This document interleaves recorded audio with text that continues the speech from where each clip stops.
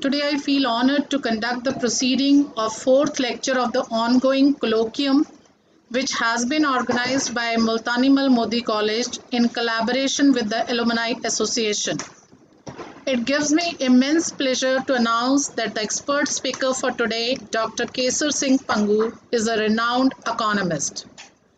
Punjab used to be the richest state in the country for decades before it began falling behind several states. Many states were significantly poorer than Punjab until early 2000s. Quickly overtook it by achieving major economic growth. Not only did Punjab fall behind these states, the gap widened greatly with time. Today's lecture is going to enlighten us on the various economic problems faced by our state. The major ones among them are agriculture stagnation, drug addiction among youth of Punjab, unemployment problem which resulted in migration of Punjab youth to other countries, and the brain drain for our state. Along with it, deindustrialization, financial crunch, and indebtedness of our state, the situation has worsened on economic front in pandemic and post-pandemic period. Proceeding further, I would like to invite Principal Sir Dr. Khushvinder Kumar for formally welcoming our guest and share his words of wisdom. Over to you, sir.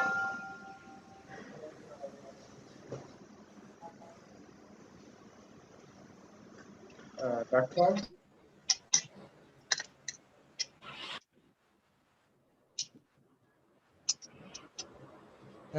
Thank you very much, Parminder, and thank you, Dr. Gurdeep Singh. मैं मुल्तानी मल Modi college के behalf से साढ़े अज के विद्वान वक्ता professor Kesar Singh पंगू जी नूं इस प्लेटफॉर्म ते साडा सद्दा कबूलन लई धन्नवाद सहित जी आया कहंदा हां। ये प्लेटफॉर्म जिस तरह कि इसके नां तो ही जाहिर है ਅਤੇ ਪਹਿਲਾਂ भी दसिया जा चुकिया है, कोलैक्यूम साडी एक छोटी ਜਿਹੀ कोशिश है जिथे विद्वान जुड़न ਅਤੇ विचार चर्चावां, सार्थक विचार चर्चावां समय नूं दरपेश समस्यावां लई हल सुझाउण लई सिर जोड़ के मिलदियां रहन। उस लड़ी दे विच साडा ये सिर्फ चौथा ही लैक्चर है। पिछले दोवां लैक्चरां दे विच भी साडे नाल कॉलेज तो बाहरले कुछ विचारवान ते चिंतक भी जुड़े, भावें अजे जिस हद दा हुंगारा असीं उम्मीद कीती है उस लई शायद अजे समा लगे, पर साडे कॉलेज दे विद्यार्थी, अध्यापक अते इस तो बाहरले चिंतक भी कॉलेज तो इस प्लेटफॉर्म ते जुड़ रहे ने ते मैं उम्मीद करदा हां कि साडीआं कोशिशां सदका होर चिंतक भी इस दे नाल जुड़दे रहणगे। अज दा विशा सिर्फ विशा नहीं, मेरे ख्याल दे विच ये पंजाब दा भविख है, पंजाब दी होनी है। फॉर्मल शुरुआत तो पहला प्रोफैसर पंगू जिस तरह कह रहे सी कि पंजाब शायद चौरस्ते ते खड़ा है। बहुत सारे आर्टिकल, बहुत सारे लेख, बहुत सारियां डिबेट्स, बहुत सारे लैक्चर्स इस विषय ते हुंदे रहे ने ते बार बार ये जिक्र आउंदा है, बार बार सानू सुनना पैंदा है कि पंजाब दा खजाना खाली है। बार बार हर एक साल सानू बजट समय सुनना पैंदा है कि पंजाब शायद अपने कर्जियां दा व्याज उतारन दे भी योग नहीं है, जां उस तो बाद च साडे कोल डिवेलपमेंट लई कुछ नहीं बचदा। किहड़े कारण ने जिहड़ियां नाल उन्हां दा एनालिसिस करना जरूरी है, जिन्हां सदका पंजाब देश दा मोढी ते सरताज होण तो, अन्न भंडार होण तो, सब तो रिच स्टेट दा खिताब मानण दे बावजूद इस समय रसातल ते पहुंच चुके हैं। जीडीपी पक्षों शायद 14वें 2020 मुताबिक 15वें स्थान ते खिसक के आ चुके हैं पंजाब। सो किसी भी स्टेट दा पहले दूजे तो 14वें 15वें स्थान तक खिसकना कोई अचानक वरतारा नहीं हुंदा, पिछे बहुत सारे कारण होणगे। उन्हां कारणां दी निशानदेही च असीं कित्थे कित्थे खुंझदे रहे, ਜੇ ਕੀਤੀਆਂ ਤਾਂ ਉੱਥੇ ਕਿੱਥੇ ਕਿੱਥੇ ਸਾਨੂੰ ਉਹਨਾਂ ਨੂੰ ਕਿਹੜੇ ਹੱਲ ਸਾਡੇ ਸਾਹਮਣੇ ਸੀ ਜੋ ਅਸੀਂ ਚੁਣੇ, ਕੀ ਉਹ ਸਾਰਥਕ ਨਹੀਂ ਰਹੇ, ਜਾਂ ਕੀ ਸਾਡੇ ਉਹਨਾਂ ਹੱਲਾਂ ਦੀ ਉਹ ਜੋ ਅਸੀਂ ਹੱਲ, ਜੋ ਮਸਲਿਆਂ ਦਾ ਹੱਲ ਅਸੀਂ ਸੋਚਿਆ, ਕੀ ਸਾਡੀ ਚੋਣ ਗਲਤ ਸੀ। ਤੇ ਉਸ ਤੋਂ ਅਗਲੀ ਗੱਲ, ਅਗਲੇ 10 ਸਾਲਾਂ ਲਈ ਸਾਡੇ ਸਾਹਮਣੇ ਕਿਹੜਾ ਰੋਡ ਮੈਪ ਹੈ। ਜਿਵੇਂ ਕਿ ਪੈਸਾ ਕਹਿ ਰਹੇ ਸੀ ਅਸੀਂ ਚੁਰਸਤੇ ਤੇ ਖੜੇ ਹਾਂ, ਤਾਂ ਅੱਜ ਦੇ ਇਕੋਨੋਮਿਸਟ ਉਸ ਚੁਰਸਤੇ ਤੋਂ ਕਿਸ ਦਿਸ਼ਾ ਦਾ ਰਸਤਾ ਪੰਜਾਬ ਨੂੰ ਸੁਝਾਉਣਾ ਚਾਹੁੰਦੇ ਨੇ, ਤਾਂ ਕਿ ਇਸ ਦੇ ਇਕਨੋਮਿਕ ਰਸਾਤਲ ਤੋਂ ਦੁਆਰਾ ਫਿਰ ਇੱਕ ਵਾਰ ਉਦੈ ਹੋਣ ਦਾ ਮਾਰਗ ਦਿਖਾਈ ਦੇਵੇ। ਇਹਨਾਂ ਗੱਲਾਂ ਤੇ ਵਿਚਾਰ ਚਰਚਾ ਲਈ ਬਹੁਤ ਹੀ ਸਨਮਾਨਿਤ ਸ਼ਖਸੀਅਤ ਪ੍ਰੋਫੈਸਰ ਕੇਸਰ ਸਿੰਘ ਜੀ ਭੰਗੂ ਸਾਡੇ ਦਰਮਿਆਨ ਨੇ। ਮੈਨੂੰ ਖੁਸ਼ੀ ਹੈ ਕਿ ਇਹ ਅਕਸਰ ਅਖਬਾਰਾਂ ਰਾਹੀਂ ਸਾਨੂੰ ਮੁਖਾਤਬ ਹੁੰਦੇ ਰਹਿੰਦੇ ਨੇ, ਸਰਕਾਰਾਂ ਨੂੰ ਮੁਖਾਤਬ ਹੁੰਦੇ ਰਹਿੰਦੇ ਨੇ। ਦਰਅਸਲ ਕਿਸੇ ਵੀ ਜਿਉਂਦੀ ਜਾਗਦੀ ਡੈਮੋਕ੍ਰੈਟਿਕ ਸੁਸਾਇਟੀ ਦੇ ਵਿੱਚ ਡਾਇਲੋਗ ਤੇ ਵਿਚਾਰ ਚਰਚਾ ਬਹੁਤ ਜ਼ਰੂਰੀ ਹੈ, ਤੇ ਇਹ ਸਾਨੂੰ ਮਸਲਿਆਂ ਦਾ ਹੱਲ ਵੀ ਦਿੰਦੀ ਹੈ। ਜਿੰਨਾ ਕਿ ਮੈਂ ਭੰਗੂ ਸਾਹਿਬ ਦੇ ਆਰਟੀਕਲਾਂ ਨਾਲ ਵਾਸਤਾ ਹੈ, ਇਹ ਸਮੇਂ-ਸਮੇਂ ਤੇ ਮੈਂ ਇਹ ਕਹੂੰਗਾ ਕਿ ਇਹਨਾਂ ਦੀ ਇੱਕ ਖੂਬੀ ਹੈ ਕਿ ਸਿਰਫ ਨਿਸ਼ਾਨਦੇਹੀ ਨਹੀਂ ਕਰਦੇ, ਇਕੱਲੀ ਉਂਗਲ ਨਹੀਂ ਧਰ ਦਿੰਦੇ ਕਿ ਇੱਥੇ ਮਸਲੇ ਦੇ ਵਿੱਚ ਸਾਨੂੰ ਦਿੱਕਤ ਹੈ, ਇਹ ਮਸਲੇ ਦੇ ਹੱਲ ਵੀ ਸੁਝਾਉਂਦੇ ਨੇ। ਸੋ ਮੈਂ ਉਮੀਦ ਕਰਦਾ ਅੱਜ ਦਾ ਇਹਨਾਂ ਦਾ ਭਾਸ਼ਣ ਵੀ ਜਿੱਥੇ ਨਿਸ਼ਾਨਦੇਹੀਆਂ ਕਰੇਗਾ ਕਿ ਅਸੀਂ ਕਿੱਥੇ ਕਿੱਥੇ ਸ਼ਾਇਦ ਖੁੰਝਦੇ ਰਹੇ ਕਿਸੇ ਗੱਲ ਤੋਂ, ਤੇ ਸਾਨੂੰ ਅਗਲਾ ਮਾਰਗ ਵੀ ਸਾਡੇ ਸਾਹਮਣੇ ਜ਼ਰੂਰ ਦੱਸੇਗਾ ਕਿ ਪੰਜਾਬ ਦੇ ਸਾਹਮਣੇ ਕਿਹੜੇ ਕਿਹੜੇ ਹੱਲ ਸਾਰਥਕ ਹੋ ਸਕਦੇ ਨੇ। ਇਹਨਾਂ ਸ਼ਬਦਾਂ ਨਾਲ ਮੈਂ ਇੱਕ ਵਾਰ ਫਿਰ ਭੰਗੂ ਸਾਹਿਬ ਨੂੰ ਕਾਲਜ ਵਿੱਚ ਆਉਣ ਤੇ ਸਾਡੇ ਵਿਦਿਆਰਥੀਆਂ ਵੱਲੋਂ, ਸਾਡੇ ਸਟਾਫ ਵੱਲੋਂ ਤੇ ਸਾਡੀ ਮੈਨੇਜਮੈਂਟ ਵੱਲੋਂ ਜੀ ਆਇਆਂ ਕਹਿੰਦਾ। ਬਹੁਤ ਬਹੁਤ ਧੰਨਵਾਦ ਭੰਗੂ ਸਾਹਿਬ ਤੁਹਾਡਾ ਸਮਾਂ ਦੇਣ ਲਈ। Over to Parminder. Thank you, sir, for briefing us with the various economic problems faced by our state today. And we are sure in today's lecture we'll get an insight about these problems and the various solutions which can be done in this regard.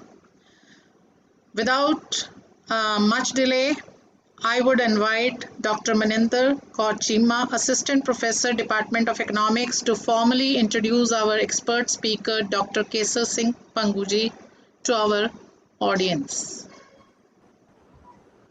Over to you, ma'am. Thank you, respected Professor Kesar Singh Panguji, Principal Dr. Shwinder Kumar ji, Professor Gurdeep Singh, Head Department of Punjabi, Vice Principal Professor Shailandra Sidhu, Professor Ved Prakash Sharma, Dean Student Welfare, dear colleagues and students, a warm welcome to today's session. I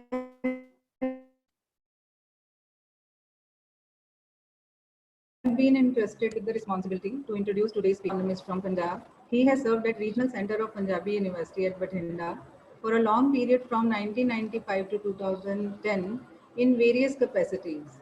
And later on, he went to join Center for Economic Change, Department of Economics, Punjabi University, Patiala, as a professor. During his tenure, he has served at important positions with Dean Social Sciences and Member Syndicate of Punjabi University, Patiala. He is a prominent researcher and his area of research includes industrial relations and labor economics as well as agrarian relations. He has published 4 books, including on industrial relations,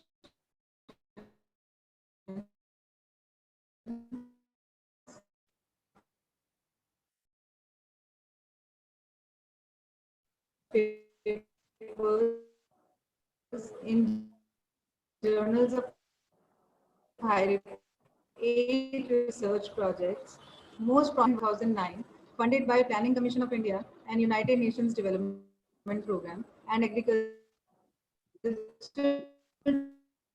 Development and Food Security Foundation and Center for Research in Rural and Industrial Development, Chandigarh. We are honored to have you with us, sir, today. Welcome, sir. Thank you. Over to Parminder, ma'am. Thank you, ma'am. Now, I would like to invite our expert speaker of the day, Dr. Kesar Singh Panguji to share his views on the changing scenario and prospects of Punjab in the coming years. Over to you, sir. Thank you ma'am. सब तो पहला मैं college management committee principal साहब ते ਜਿਹੜੇ ਪੂਰੇ staff ਦਾ ਧੰਨਵਾਦ ਕਰਨਾ ਚਾਹੁੰਦਾ ਹਾਂ ਕਿ ਉਹਨਾਂ ਨੇ ਮੈਨੂੰ ਇਹ ਮੌਕਾ ਦਿੱਤਾ ਕਿ ਮੈਂ ਸਰੋਤਿਆਂ ਨਾਲ ਆਪਣੀ ਗੱਲ ਜਿਹੜੀ ਸਾਂਝੀ ਕਰ ਸਕਾਂ। ਜਿਵੇਂ ਪ੍ਰਿੰਸੀਪਲ ਸਾਹਿਬ ਨੇ ਗੱਲ ਕੀਤੀ ਕਿ ਭਾਵੇਂ ਮੇਰੇ ਟੌਪਿਕ ਦਾ ਜਿਹੜਾ ਨਾਂ ਹੈ ਇਕਨੋਮਿਕ ਇਸ਼ੂਜ਼ ਆਫ ਪੰਜਾਬ, ਪਰ ਇਹਦਾ ਸਹੀ ਜਿਹੜਾ ਹੈ ਉਹ ਕਿ ਪੰਜਾਬ ਜਿਹੜਾ ਅੱਜ ਚੁਰਾਹੇ ਤੇ ਖੜਾ ਹੈ ਕਿ ਪੰਜਾਬ ਨੇ ਕਿਹੜਾ ਰਸਤਾ ਚੁਣਨਾ ਹੈ, ਇਸ ਦੀ ਜਿਹੜੀ ਆਪਾਂ ਗੱਲ ਕਰਾਂਗੇ। ਮੈਂ ਆਪਣਾ ਜਿਹੜਾ ਲੈਕਚਰ ਹੈ ਇਹਨੂੰ 3 ਹਿੱਸਿਆਂ ਵਿੱਚ ਵੰਡਿਆ ਹੈ। ਇਹਦਾ ਪਹਿਲਾ ਜਿਹੜਾ ਹਿੱਸਾ ਹੈ ਉਹ ਥੋੜਾ ਹਿਸਟੋਰੀਕਲ ਬੈਕਗਰਾਉਂਡ ਹੈ, ਤੇ ਫਿਰ ਥੋੜੀ ਜਿਹੜੀ ਗੱਲ ਹੈ ਜਿਹੜੀ ਨਿਊ ਇਕਨੋਮਿਕ ਪਾਲਿਸੀ ਜਾਂ ਆਰਥਿਕ ਸੁਧਾਰਾਂ ਦੀ ਗੱਲ ਕਰਾਂਗੇ, ਤੇ ਮੁੜ ਕੇ ਜਿਹੜਾ ਇਹ ਪੰਜਾਬ ਦੀਆਂ ਜਿਹੜੀਆਂ ਮੇਜਰ ਸਮੱਸਿਆਵਾਂ ਨੇ ਉਹਨਾਂ ਦੀ ਜਿਹੜੀ ਆਪਾਂ ਗੱਲ ਕਰਾਂਗੇ। ਸਭ ਤੋਂ ਪਹਿਲਾਂ ਮੈਂ ਜਿਹੜਾ ਹਿਸਟੋਰੀਕਲ ਜਦੋਂ ਆਪਾਂ ਐਨਾਲਿਸਿਸ ਕਰਦੇ ਹਾਂ ਕਿ ਜਦੋਂ ਆਪਣਾ ਦੇਸ਼ ਆਜ਼ਾਦ ਹੋਇਆ 1947 ਦੇ ਵਿੱਚ, ਤੇ 1950 ਦੇ ਵਿੱਚ ਜਿਹੜਾ ਆਪਾਂ ਆਪਣਾ ਸੰਵਿਧਾਨ ਲਾਗੂ ਕੀਤਾ, ਤੇ 1951 ਦੇ ਵਿੱਚ ਆਪਾਂ ਪਲੈਨਿੰਗ ਕਮਿਸ਼ਨ ਦੀ ਫਾਰਮੇਸ਼ਨ ਕੀਤੀ। ਉਸ ਸਮੇਂ ਜਿਹੜੇ ਐਕਸਪਰਟ ਸੀ, ਆਰਥ ਕੁਮਾਰ ਸੀ, ਪੋਲੀਟੀਕਲ ਲੀਡਰਸ਼ਿਪ ਸੀ, ਉਹਨਾਂ ਦੇ ਵਿੱਚ ਇੱਕ ਬਹਿਸ ਚੱਲੀ ਕਿ ਸਾਨੂੰ ਜਿਹੜੀ ਆਪਣੀ ਗਰੋਥ ਦੀ, ਦੇਸ਼ ਨੂੰ ਅੱਗੇ ਲਿਜਾਣ ਦੀ ਕਿਸ ਕਿਸਮ ਦੀ ਵਿਉਂਤਬੰਦੀ ਕਰਨੀ ਚਾਹੀਦੀ ਹੈ, ਕਿ ਕਿਸ ਕਿਸਮ ਦੀ ਸਟ੍ਰੈਟਜੀ ਜਿਹੜੀ ਅਪਣਾਉਣੀ ਚਾਹੀਦੀ ਹੈ ਕਿ ਦੇਸ਼ ਨੂੰ ਆਪਾਂ ਅੱਗੇ ਤੋਰਨਾ ਹੈ। ਉਹਦੇ ਵਿੱਚ 2 ਕਿਸਮ ਦੇ ਜਿਹੜੇ ਵਿਚਾਰ ਆਏ।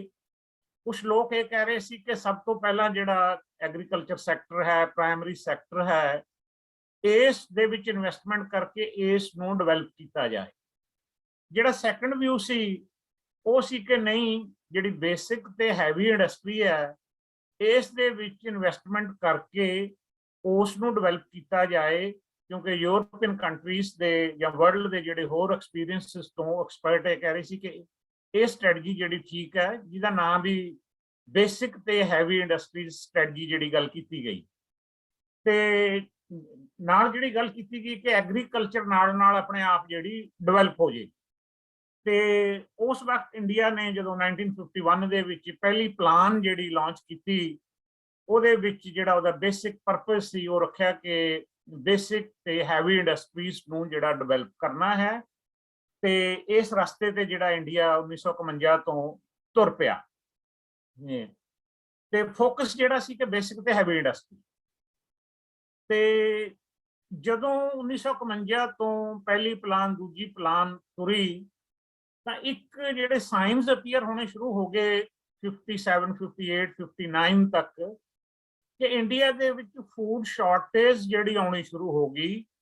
ਫੂਡ ਦੀ ਜਿਹੜੀ ਘਾਟ ਜਿਹੜੀ ਹੈ, ਸੀਰੀਅਲ ਦੀ ਜਿਹੜੀ ਘਾਟ ਮਹਿਸੂਸ ਹੋਣ ਲੱਗੀ, ਜਿਹਦੀ ਘਾਟ ਪੂਰਾ ਕਰਨ ਲਈ ਬਹੁਤ ਵੱਡੀਆਂ ਜਿਹੜੀਆਂ ਇੰਪੋਰਟਸ ਕਰਨੀਆਂ ਪਈਆਂ USA ਤੋਂ। ਆਪਾਂ ਜਿਹੜਾ PL 480 ਦੇ ਪ੍ਰੋਗਰਾਮ ਤਹਿਤ ਕੀਤੀਆਂ, ਤੇ ਮਤਲਬ ਇੱਥੋਂ ਤੱਕ ਇਹ ਵੱਧ ਗਿਆ ਕਿ ਸਰਕਾਰ ਨੂੰ ਪਲੈਨਿੰਗ ਜਿਹੜੀ ਸਸਪੈਂਡ ਕਰਨੀ ਪਈ, ਪਲਾਨ ਹੌਲੀਡੇ ਕਰਨੀ ਪਈ। ਇਨ ਦਾ ਮੀਨ ਟਾਈਮ ਸਰਕਾਰ ਨੇ ਜਿਹੜੀ ਫੋਰਡ ਫਾਊਂਡੇਸ਼ਨ USA ਦੀ ਹੈ, ਉਸ ਦੇ ਜਿਹੜੇ ਐਕਸਪਰਟਸ ਬੁਲਾਏ ਤੇ ਉਹਨਾਂ ਨੂੰ ਇਹ ਕੰਮ ਦਿੱਤਾ ਕਿ ਸਾਡੀ ਫੂਡ ਸ਼ਾਰਟੇਜ ਨੂੰ ਐਗਰੀਕਲਚਰ ਕਿਵੇਂ ਜਿਹੜੀ ਠੀਕ ਕਰ ਸਕਦੀ ਹੈ, ਇਹ ਸਾਨੂੰ ਇਹਦੇ ਬਾਰੇ ਦੱਸੋ। ਜਿਹੜੀ ਫੋਰਡ ਫਾਊਂਡੇਸ਼ਨ ਦੀ ਟੀਮ ਨੇ ਸਟ੍ਰੈਟਜੀ ਦਿੱਤੀ, ਉਹਨੂੰ ਅਸੀਂ ਜਿਹੜੀ ਨਿਊ ਐਗਰੀਕਲਚਰ ਸਟ੍ਰੈਟਜੀ ਦੇ ਨਾਂ ਤੇ ਜਾਣਦੇ ਹਾਂ। ਬਾਅਦ ਚ ਉਹਨੂੰ ਅਸੀਂ ਗ੍ਰੀਨ ਰੈਵੋਲੂਸ਼ਨ ਕਹਿਣ ਲੱਗੇ। ਤੇ ਉਹ ਜਿਹੜੀ ਸਟ੍ਰੈਟਜੀ ਸੀ, ਉਹ ਜਿਹੜੀ ਮੈਕਨਾਈਜ਼ਡ ਖੇਤੀ ਕਰੋ ਕਹਿੰਦੇ, ਇੰਡੀਆ ਨੇ ਉਹ ਜਿਹੜੀ ਸਟ੍ਰੈਟਜੀ ਅਪਣਾਈ ਜਿਹੜੀ ਮਿਡ 60 ਦੇ 65 66 ਦੇ ਵਿੱਚ। ਉਹਦੇ ਵਿੱਚ ਪੂਰੇ ਦੇਸ਼ ਚੋਂ ਜਿਹੜੇ 7 ਜ਼ਿਲ੍ਹੇ ਲਏ ਗਏ। ਪੰਜਾਬ ਦਾ ਲੁਧਿਆਣਾ ਜ਼ਿਲ੍ਹਾ ਜਿਹੜਾ ਫਸਟ ਟਾਈਮ ਉਸ ਕੈਟਾਗਰੀ 'ਚ ਆਇਆ ਜਿੱਥੇ ਨਿਊ ਐਗਰੀਕਲਚਰ ਸਟ੍ਰੈਟਜੀ ਆਈ, ਲਾਗੂ ਕੀਤੀ ਗਈ। ਨਵੇਂ ਖਾਦ, ਨਵੇਂ ਬੀਜ, ਨਵੀਂ ਮਸ਼ੀਨਰੀ ਤੇ ਪੰਜਾਬ ਦੇ ਲੁਧਿਆਣੇ ਜ਼ਿਲ੍ਹੇ ਵਿੱਚ ਉਹ ਬਹੁਤ ਕਾਮਯਾਬ ਹੋਈ ਵੀਟ ਦੇ ਵਿੱਚ, ਜਿਹੜੀ ਕਣਕ ਦੇ ਵਿੱਚ। ਤੇ ਨਾਲ ਦੀ ਨਾਲ ਅਗਲੇ ਸਾਲਾਂ 'ਚ ਪੂਰੇ ਦਾ ਪੂਰਾ ਪੰਜਾਬ ਜਿਹੜਾ ਉਸ ਸਟ੍ਰੈਟਜੀ ਦੇ ਅੰਡਰ ਆ, ਤੇ ਜਿਹਦੇ ਆਪਾਂ ਕਹਿ ਸਕਦੇ ਕਿ ਬਹੁਤ ਹੱਦ ਤੱਕ ਜਿਹੜੀ 70s ਤੱਕ ਜਿਹੜੀ ਫੂਡ ਦੀ ਸ਼ਾਰਟੇਜ ਜਿਹੜੀ ਪੂਰੀ ਹੋਣ ਲੱਗ ਗਈ, ਫੂਡ ਜਿਹੜਾ ਖਾਸ ਕਰਕੇ ਵੀਟ ਬਹੁਤ ਪ੍ਰੋਡਿਊਸ ਹੋਈ, ਤੇ ਤਕਰੀਬਨ ਪੰਜਾਬ ਨੇ ਸੈਂਟਰਲ ਪੂਲ ਦੇ ਵਿੱਚ ਉਹਨਾਂ ਦਿਨਾਂ 'ਚ 80% ਤੱਕ ਕਣਕ ਦਿੱਤੀ। ਤੇ ਜਿਹੜੀ ਫੂਡ ਸਿਕਿਉਰਿਟੀ ਪੂਰੇ ਦੇਸ਼ ਨੂੰ ਜਦੋਂ ਬਹੁਤ ਜ਼ਿਆਦਾ ਲੋੜ ਸੀ, ਉਦੋਂ ਜਿਹੜੀ ਪੰਜਾਬ ਨੇ ਜਿਹੜੀ ਇਹ ਦਿੱਤੀ। ਤੇ ਜਦੋਂ ਪੂਰਾ ਪੰਜਾਬ ਗ੍ਰੀਨ ਰੈਵੋਲੂਸ਼ਨ ਦੇ ਅੰਡਰ ਆ ਗਿਆ, ਨਿਊ ਐਗਰੀਕਲਚਰ ਸਟ੍ਰੈਟਜੀ ਦੇ ਆ ਗਿਆ, ਤੇ ਅਸੀਂ ਉਸ ਨੂੰ ਜਿਹੜਾ ਗ੍ਰੀਨ ਰੈਵੋਲੂਸ਼ਨ ਦਾ ਨਾਮ ਦੇ ਦਿੱਤਾ ਕਿ ਹਰੀ ਕ੍ਰਾਂਤੀ ਆ ਗਈ। ਤੇ ਉਹਦੇ ਨਾਲ ਜਿਹੜੀ ਹੈ ਪੈਡੀ ਆ ਗਈ ਕਿ ਜਦੋਂ 1980 ਤੱਕ ਪੰਜਾਬ ਪੂਰੇ ਦਾ ਪੂਰਾ ਜਿਹੜਾ ਵੀਟ ਤੇ ਜਿਹੜਾ ਰਾਈਸ ਦੇ ਦੋ ਜਿਹੜੀਆਂ ਕ੍ਰੌਪਸ ਦੇ ਵਿੱਚ ਹੋ ਗਿਆ ਕਿ ਦੋਨੇ ਕ੍ਰੌਪਸ ਜਿਹੜੀਆਂ ਹੋਣੀਆਂ ਸ਼ੁਰੂ ਹੋ ਗਈਆਂ। ਇਸੇ ਨਾਲ ਹੀ ਇਹ ਦੇਖਿਆ ਗਿਆ ਇਸ ਹਰੀ ਕ੍ਰਾਂਤੀ ਨੇ ਜਾਂ ਨਵੀਂ ਸਟ੍ਰੈਟਜੀ ਨੇ ਕੀ ਕੀਤਾ ਕਿ ਪੰਜਾਬ ਨੂੰ ਪਰ ਕੈਪੀਟਾ ਇਨਕਮ ਦੇ ਹਿਸਾਬ ਨਾਲ ਨੰਬਰ 1 ਤੇ ਬੜੇ ਲੰਮੇ ਸਮੇਂ ਲਈ ਪੰਜਾਬ ਪਰ ਕੈਪੀਟਾ ਇਨਕਮ ਦੇ ਵਿੱਚ ਮੋਹਰੀ ਰਿਹਾ, ਨੰਬਰ 1 ਰਿਹਾ ਆਲਮੋਸਟ 2000 ਤੱਕ। ਤੇ ਪਾਵਰਟੀ ਇਸਨੇ ਇਸ ਹੱਦ ਤੱਕ ਰਿਡਿਊਸ ਕਰਤੀ ਜਿਹੜਾ ਕਿਸੇ ਵੀ ਐਕਸਪਰਟ ਨੇ ਇਮੇਜਿਨ ਨਹੀਂ ਕੀਤਾ ਸੀ ਕਿ ਕਿਸੇ ਸੂਬੇ ਦੀ ਕਿਸੇ ਜਿਹੜੇ ਦੀ ਪਾਵਰਟੀ 'ਚ ਇੰਨੀ ਜਲਦੀ ਐਡੀ ਵੱਡੀ ਰਿਡਕਸ਼ਨ ਹੋ ਸਕਦੀ ਹੈ। ਤੇ ਪੰਜਾਬ ਜਿਹੜਾ ਹੈ ਵਰਲਡ ਦੇ ਵਿੱਚ, ਇੰਡੀਆ ਦੇ ਵਿੱਚ ਇੱਕ ਮਾਡਲ ਜਿਹੜੀ ਡਿਵੈਲਪਮੈਂਟ ਸਟੇਟ ਦੇ ਤੌਰ ਤੇ ਉੱਭਰ ਕੇ ਜਿਹੜਾ ਸਾਹਮਣੇ ਆਇਆ। ਪਰ ਮਿਡ 1980s ਦੇ ਵਿੱਚ ਐਗਰੀਕਲਚਰ ਜਿਹੜੀ ਪ੍ਰੋਡਕਸ਼ਨ ਤੇ ਪ੍ਰੋਡਕਟਿਵਿਟੀ ਦੇ ਵਿੱਚ ਐਕਸਪਰਟਸ ਨੇ ਇੱਕ ਜਿਹੜੀ ਖੜੋਤ ਹੈ, ਸਟੈਗਨੇਸ਼ਨ ਹੈ, ਉਸ ਨੂੰ ਨੋਟ ਕਰਨਾ ਸ਼ੁਰੂ ਕਰ ਦਿੱਤਾ। ਉਹ ਕਲੀਅਰ ਹੋ ਗਈ ਤੇ ਉਹਨਾਂ ਨੇ ਕਹਿਣਾ ਸ਼ੁਰੂ ਕਰਤਾ ਕਿ ਕੋਈ ਅਲਟਰਨੇਟਿਵ ਜਿਹੜੇ ਕੁਝ ਹੋਰ ਕਰਨੇ ਪੈਣਗੇ ਕਿ ਵੀਟ ਪੈਡੀ ਦੀ ਜਿਹੜੀ ਰੋਟੇਸ਼ਨ ਹੈ ਇਹਦੇ 'ਚ ਸੈਚੂਰੇਸ਼ਨ ਜਿਹੜੀ ਆ ਗਈ ਆ ਕਿ ਪ੍ਰੋਡਕਟਿਵਿਟੀ ਨਹੀਂ ਜਿਹੜੀ ਇਹਦੀ ਵੱਧ ਰਹੀ, ਇਸ ਕਰਕੇ ਆਪਾਂ ਨੂੰ ਕੋਈ ਹੋਰ ਅਲਟਰਨੇਟਿਵ ਜਿਹੜੇ ਦੇਖਣੇ ਪੈਣਗੇ। ਤੇ ਇਸੇ ਦੇ ਸੰਬੰਧ ਦੇ ਵਿੱਚ ਡਾਕਟਰ ਜੌਲ ਦੀ ਜਿਹੜੀ ਰਿਪੋਰਟ 1986 ਦੀ ਡਾਈਵਰਸਿਫਿਕੇਸ਼ਨ ਕਿ ਐਗਰੀਕਲਚਰ ਦੀ ਜਿਹੜੀ ਡਾਈਵਰਸਿਫਿਕੇਸ਼ਨ ਕੀਤੀ ਜਾਵੇ, ਤੇ ਇਸ ਦੇ ਵਿੱਚ ਕਾਫੀ ਜਿਹੜੀਆਂ ਪ੍ਰੋਬਲਮਸ ਜਿਹੜੀਆਂ 1985 ਤੋਂ ਜਿਹੜੀਆਂ ਅਪੀਅਰ ਹੋਣੀਆਂ ਸ਼ੁਰੂ ਹੋ ਗਈਆਂ। ਤੇ ਇਸ ਤੇ ਡਿਬੇਟ ਵੀ ਜਿਹੜੀ ਸ਼ੁਰੂ ਹੋ ਗਈ ਕਿ ਐਗਰੀਕਲਚਰ ਦੀ ਇਨਕਮ ਜਿਹੜੀ ਹੁਣ ਸਟੈਗਨੇਟ ਹੋ ਗਈ ਤੇ ਇਸ ਕਰਕੇ ਜਿਹੜਾ ਪੰਜਾਬ ਨੂੰ ਕੁਝ ਹੋਰ ਦੇਖਣਾ ਚਾਹੀਦਾ ਹੈ। ਮੈਂ ਇੱਥੇ ਇੱਕ ਜਿਹੜੀ ਅਗਲੀ ਗੱਲ ਕਰਨੀ ਚਾਹੁੰਦਾ ਹਾਂ ਕਿ ਪੰਜਾਬ ਨੇ 1980 ਤੋਂ ਲੈ ਕੇ 1992 ਤੱਕ ਇੱਕ ਪੋਲੀਟੀਕਲ ਟਰਮੋਇਲ ਦੇਖਿਆ ਕਿ 1900 ਖਾਸ ਕਰਕੇ ਜੇ ਆਪਾਂ ਬਾਰ-ਬਾਰ ਦੇਖੀਏ ਕਿ ਸੈਂਟਰਲ ਰੂਲ ਰਿਹਾ 8-10 ਵਾਰੀ ਜਿਹੜਾ ਸੈਂਟਰਲ ਰੂਲ ਲੱਗਿਆ, ਜਿਹਨੂੰ ਗਵਰਨਰ ਆਪਾਂ ਰਾਜ ਕਹਿ ਦਿੰਦੇ ਆ, ਕਿ ਉਹ ਪੋਲੀਟੀਕਲੀ ਜਿਹੜੀ ਇਨਸਟੇਬਿਲਿਟੀ ਜਿਹੜੀ ਪੰਜਾਬ ਦੇ ਵਿੱਚ ਆਈ ਕਿ 1992 ਦੇ ਵਿੱਚ ਦੁਬਾਰਾ ਤੋਂ ਇੱਕ ਵਾਰੀ ਫੇਰ ਜਿਹੜਾ ਡੈਮੋਕ੍ਰੈਟਿਕ ਪੋਲੀਟੀਕਲ ਸਿਸਟਮ ਹੈ ਉਹ ਪੰਜਾਬ ਦੇ ਵਿੱਚ ਰਿਸਟੋਰ ਹੋਇਆ। 92 ਤੋਂ ਬਾਅਦ ਲਗਾਤਾਰ ਅੱਜ ਤੱਕ ਜਿਹੜੀਆਂ ਡੈਮੋਕ੍ਰੈਟਿਕਲੀ ਜਿਹੜੀਆਂ ਇਲੈਕਟਿਡ ਜਿਹੜੀਆਂ ਗਵਰਨਮੈਂਟਸ ਨੇ, ਜਿਹੜੀ ਪ੍ਰੈਜ਼ੈਂਟ ਗਵਰਨਮੈਂਟ ਹੈ ਇਹਦੇ ਇਨਕਲੂਡਿੰਗ ਜਿਹੜੀਆਂ 6 ਸਰਕਾਰਾਂ ਜਿਹੜੀਆਂ ਇਲੈਕਟਿਡ ਆਈਆਂ। ਤੇ ਜਦੋਂ ਆਪਾਂ ਅਰਲੀ 90s ਦੀ ਗੱਲ ਕਰਦੇ ਹਾਂ, ਜੁਲਾਈ 91 ਦੇ ਵਿੱਚ ਸੈਂਟਰਲ ਗਵਰਨਮੈਂਟ ਨੇ ਇੱਕ ਨਿਊ ਇਕਨੋਮਿਕ ਪਾਲਿਸੀ ਸ਼ੁਰੂ ਕੀਤੀ ਜਿਹਨੂੰ LPG ਪਾਲਿਸੀਜ਼ ਆਪਾਂ ਕਹਿੰਦੇ ਆ।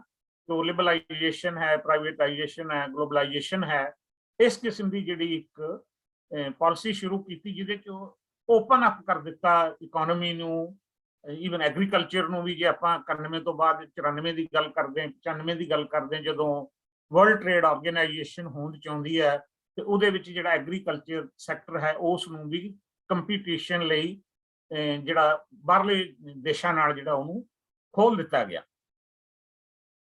ਕਿ ਡਿਬੇਟ ਹੈ ਕਿ ਬਹੁਤ ਸਾਰੇ ਲੋਕ ਇਹ ਕਹਿੰਦੇ ਨੇ ਕਿ ਜਿਹੜਾ ਮਿਲੀਟੈਂਸੀ ਦਾ ਪੀਰੀਅਡ ਹੈ ਜਾਂ ਉਹਦੇ ਕਰਕੇ ਜਾਂ ਪਾਲਿਸੀ ਜਿਹੜੀ ਫੇਲਿਅਰ ਕਰਕੇ ਪੰਜਾਬ ਨੇ 90s ਤੋਂ ਬਾਅਦ ਇਕਨੋਮਿਕ ਤੌਰ ਤੇ ਸਲਾਈਡ ਜਿਹੜਾ ਕਰਨਾ ਸ਼ੁਰੂ ਕਰਤਾ ਕਿ ਉਹਦਾ ਹਰ ਜਿਹੜੇ ਆਪਾਂ ਕਹਿੰਦੇ ਨੇ ਇੰਡੀਕੇਟਰਸ ਨੇ ਉਹ ਥੋੜੇ ਥੋੜੇ ਘਟਣੇ ਸ਼ੁਰੂ ਹੋ ਗਏ ਕਿ ਪਰ ਕੈਪੀਟਾ ਇਨਕਮ ਦਾ ਵੀ, ਦੂਜਾ ਵੀ, ਤੀਜਾ ਵੀ, ਜਿਹੜੇ ਸਾਰੇ ਸੋਸ਼ਲ ਇੰਡੀਕੇਟਰ ਜਿਹੜੇ ਉਹ ਘਟਣੇ ਸ਼ੁਰੂ ਹੋ ਗਏ।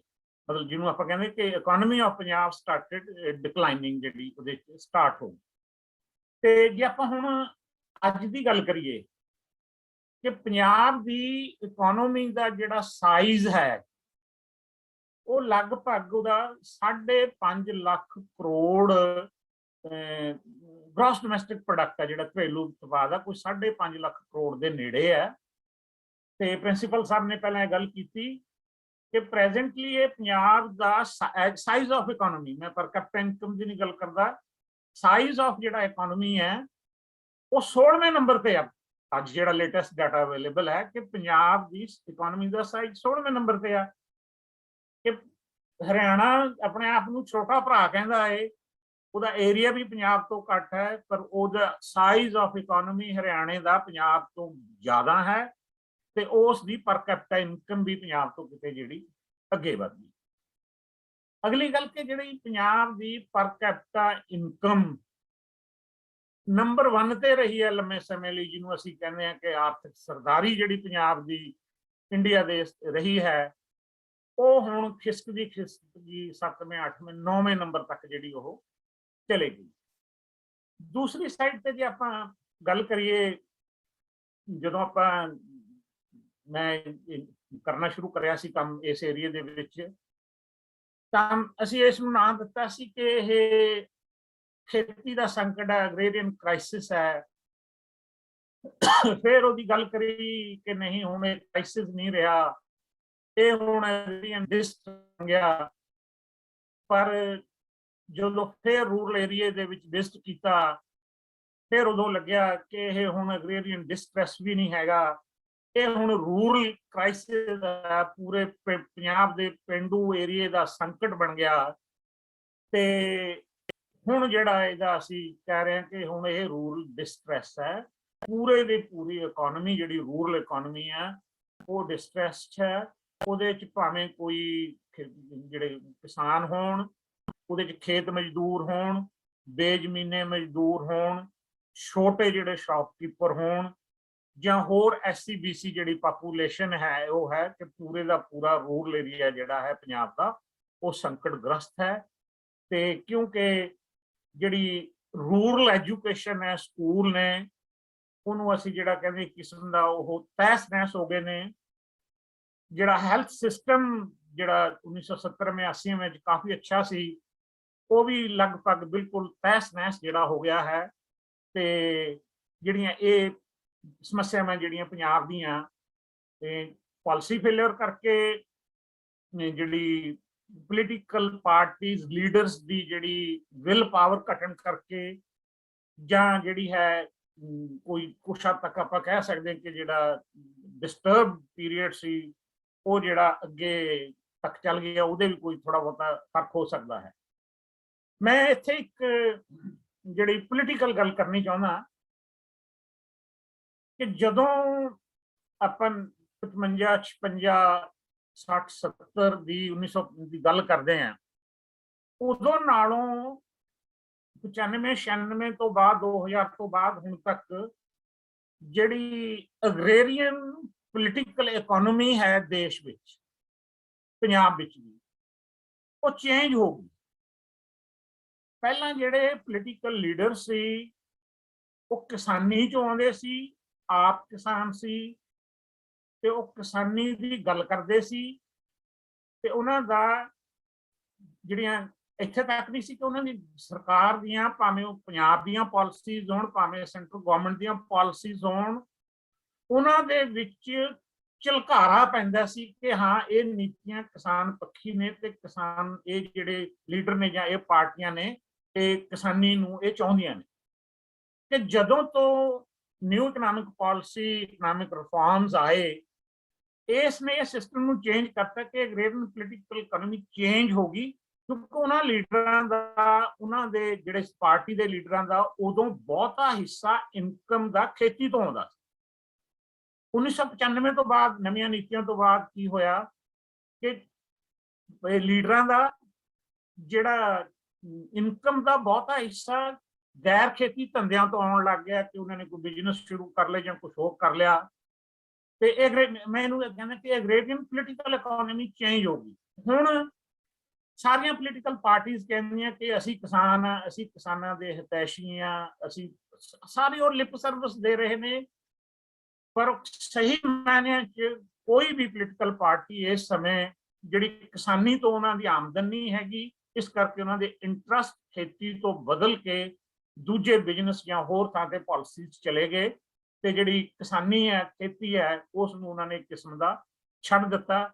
ਸਿਰਫ ਤੇ ਸਿਰਫ ਉਹ ਪੋਲੀਟੀਕਲ ਪਰਪਸਿਸ ਲਈ, ਵੋਟਾਂ ਵਧਾਉਣ ਲਈ ਕਿਸਾਨੀ ਦੀ ਗੱਲ ਕਰਦੇ ਨੇ, ਪਰ ਕਿਸਾਨੀ ਲਈ ਜਿਹੜਾ ਉਹ ਦੇਖਿਆ ਜਾਏ ਪ੍ਰੈਕਟੀਕਲੀ ਉਹ ਨਹੀਂ ਕਰਦੇ। ਮੈਂ ਇਹਨੂੰ ਕਹਿੰਦਾ ਕਿ ਇਹ ਟ੍ਰਾਂਜੀਸ਼ਨ ਆਫ ਐਗਰੇਰੀਅਨ ਪੋਲੀਟੀਕਲ ਇਕਨੋਮੀ ਜਿਹੜੀ ਹੋਈ ਹੈ, ਇਹ ਇੱਕ ਬਹੁਤ ਵੱਡਾ ਜਿਹੜਾ ਫੈਕਟਰ ਹੈ ਜਿਹੜਾ ਪੰਜਾਬ ਦਾ ਹੌਲੀ ਹੌਲੀ ਜਿਹੜਾ ਪਿੱਛੇ ਚਲੇਗਾ। ਮੈਂ ਹੁਣ ਗੱਲ ਕਰਾਂਗਾ ਕਿ ਜਿਹੜਾ ਐਗਰੇਰੀਅਨ ਕ੍ਰਾਈਸਿਸ, ਇਹ ਐਗਰੇਰੀਅਨ ਕ੍ਰਾਈਸਿਸ ਦੇ ਜਿਹੜੇ ਸਾਇੰਸ ਨੇ ਉਹ 1986-87 ਦੇ ਮਿਡ 1980s ਤੋਂ ਸ਼ੁਰੂ ਹੋ ਗਏ ਸੀ। ਤੇ ਪਹਿਲੀ ਵਾਰ ਜਦੋਂ ਮਾਲਵੇ ਏਰੀਏ ਦੇ ਵਿੱਚ ਵੱਡੇ ਪੱਧਰ ਤੇ ਕਾਟਨ ਦੀ ਫਸਲ ਜਿਹੜੀ ਹੈ, ਜਿਹਨੂੰ ਨਰਮਾ ਅਸੀਂ ਕਹਿੰਦੇ ਆ, ਨਰਮੇ ਦਾ ਲਗਾਤਾਰ ਕਈ ਸਾਲ ਜਿਹੜੀ ਅਮਰੀਕਨ ਵੁੱਲਵਾਰਮ ਹੈ, ਅਮਰੀਕਨ ਸੁੰਡੀ ਹੈ, ਉਹਦੇ ਕਰਕੇ ਲਗਾਤਾਰ ਕ੍ਰੌਪ ਡੈਮੇਜ ਹੋ ਜਾਣਾ, ਉਸਨੇ ਮਾਲਵੇ ਨੂੰ ਜਿਹੜਾ ਹੈ ਇੱਕ ਕਿਸਮ ਦਾ ਕ੍ਰਾਈਸਿਸ ਜਿਹੜਾ ਫਸਾਤਾ।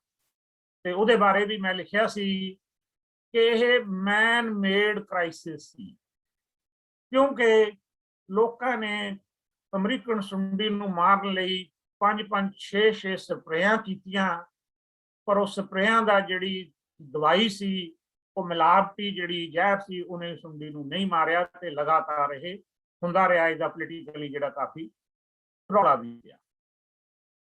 ਦੂਸਰਾ ਜਿਹੜਾ ਫੈਕਟਰ ਕ੍ਰਾਈਸਿਸ ਦੇ ਐਮਰਜ ਹੋਣ ਦਾ, ਕਿ ਸਾਰੇ ਦੇ ਸਾਰੇ ਜਿਹੜੇ ਇਨਪੁਟਸ ਨੇ ਨਵੀਆਂ ਆਰਥਿਕ ਨੀਤੀਆਂ ਤੋਂ ਬਾਅਦ, ਕਿਸਾਨ ਅੱਜ ਵੀ ਸਾਰੇ ਦੇ ਸਾਰੇ ਮਾਰਕੀਟ ਚੋਂ ਪਰਚੇਜ਼ ਕਰਦਾ ਇਨਪੁਟ, ਭਾਵੇਂ ਉਹ ਮਸ਼ੀਨਰੀ ਹੈ, ਭਾਵੇਂ ਸੀਡਸ ਨੇ, ਭਾਵੇਂ ਪੈਸਟੀਸਾਈਡਸ ਨੇ, ਇਨਸੈਕਟੀਸਾਈਡਸ ਨੇ, ਉਹਨਾਂ ਦੀ ਕਾਸਟ ਬਹੁਤ ਜ਼ਿਆਦਾ ਵਧੀ ਹੈ।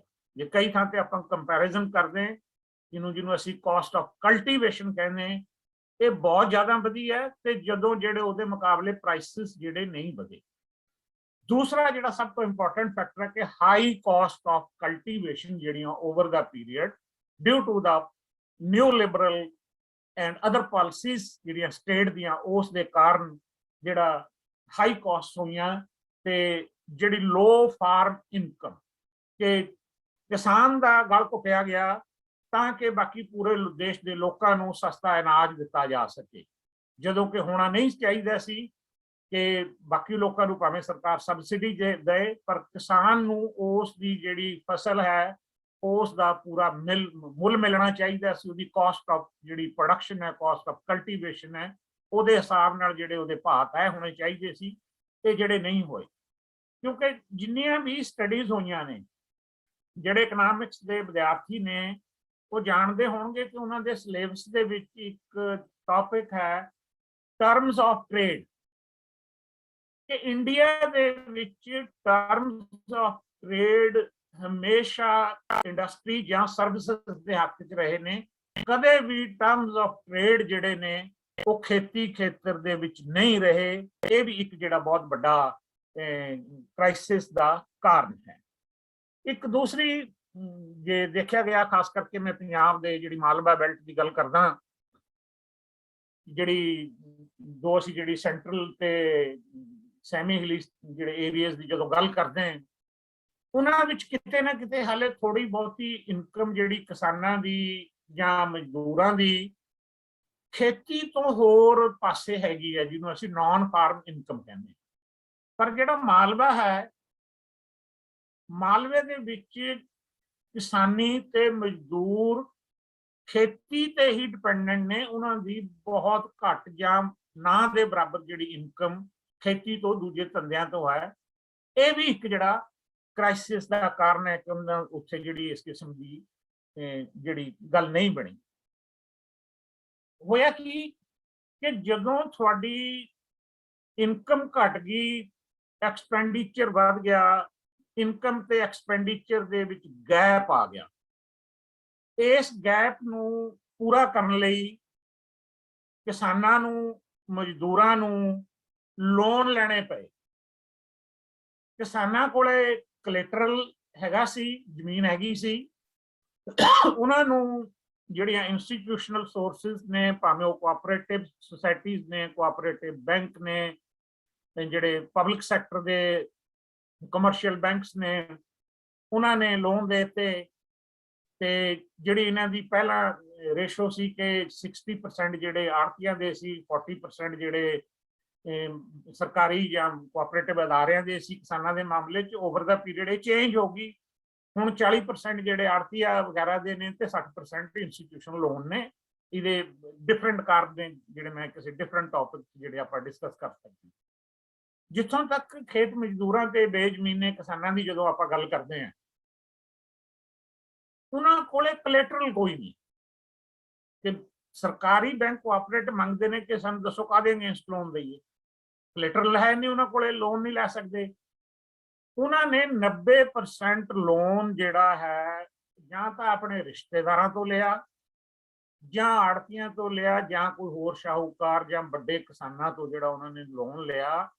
ਉਹਨਾਂ ਦਾ ਸਿਰਫ 10% ਹਿੱਸਾ ਹੀ ਕੋਆਪਰੇਟਿਵਸ ਦਾ ਹੈ ਜਾਂ ਕੋਈ ਹੋਰ ਜਿਹੜੀਆਂ ਇੰਸਟੀਟਿਊਸ਼ਨਲ ਸਕੀਮਾਂ 'ਚ ਉਹਨਾਂ ਨੂੰ ਲੋਨ ਲਿਆ। ਇਸ ਕਰਕੇ ਜਿਹੜਾ ਲੋਨ ਹੈ, ਕਿਉਂਕਿ ਜੇ ਤਾਂ ਇਨਕਮ ਹੋਵੇ ਤਾਂ ਉਹ ਵਾਪਸ ਕਰ ਦੇਣ, ਰੀਪੇ ਕਰ ਦੇਣ। ਇਨਕਮ ਹੋਈ ਨਹੀਂ ਤੇ ਉਹ ਰੀਪੇ ਨਹੀਂ ਹੋਇਆ ਤੇ ਉਹ ਇੰਡੈਟਡਨੈਸ ਬਣ ਗਿਆ, ਜਿਹਨੂੰ ਅਸੀਂ ਪਹਿਲਾਂ ਕਿਤੇ ਬਹੁਤ ਥੋੜਾ ਕਹਿੰਦੇ ਸੀ। ਹੁਣ ਕੋਈ 80,000 ਕਰੋੜ ਤੋਂ ਉੱਤੇ ਕਿਸਾਨਾਂ ਦੇ ਸਿਰ ਕਰਜ਼ਾ ਹੈ।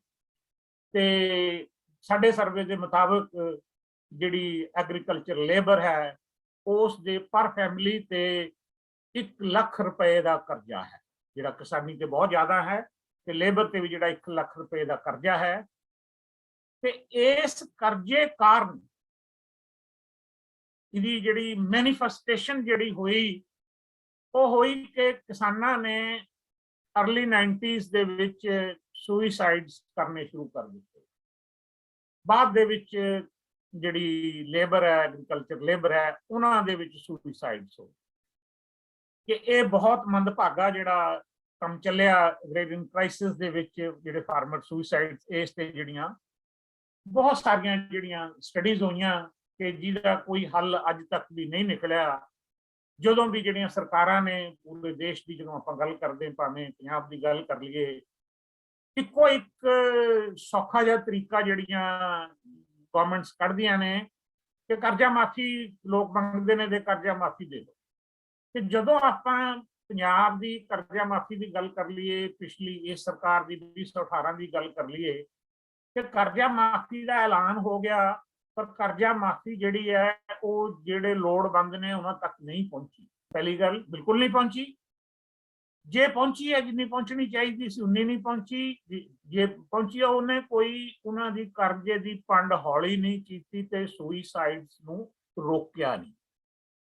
ਇਵੇਂ ਹੀ ਕਿਸਾਨੀ 'ਚ ਆ ਕੇ ਹੁਣੇ ਇਸੇ ਅਗਸਤ ਦੇ ਮਹੀਨੇ 'ਚ ਜਿਹੜੀ ਲਾਂਚ ਕੀਤੀ ਹੈ ਪੰਜਾਬ ਗਵਰਨਮੈਂਟ ਨੇ ਸਕੀਮ, ਮੈਂ ਉਹਦੇ ਤੇ ਵੀ ਜਿਹੜਾ ਇੱਕ ਆਰਟੀਕਲ ਲਿਖਿਆ ਸੀ ਕਿ ਇਹ ਸਿਰ ਠੀਕ ਨਹੀਂ ਹੈ, ਮਤਲਬ ਸਿਰੇ ਨਹੀਂ ਚੜੇਗੀ, ਅੱਧ ਵਿਚਾਲੇ ਰੁਕ ਜਾਏਗੀ ਜਿਹਦੀ। ਕਿਉਂਕਿ ਅੱਜ ਵੀ ਆਪਾਂ ਦੇਖ ਰਹੇ ਕਿ ਜਿਹੜੇ ਮਜ਼ਦੂਰ ਨੇ ਉਹ ਫੇਰ ਕਰਜ਼ਾ ਮਾਫੀ ਦੀ ਜਿਹੜੀ ਗੱਲ ਕਰਦੇ ਨੇ, ਉਹਨਾਂ ਤੱਕ ਇਹ ਪਹੁੰਚਦੀ ਨਹੀਂ ਰਿਪੋਰਟਸ ਵੀ ਜਿਹੜੀਆਂ ਇਸ ਕਿਸਮ ਦੀਆਂ ਨੇ।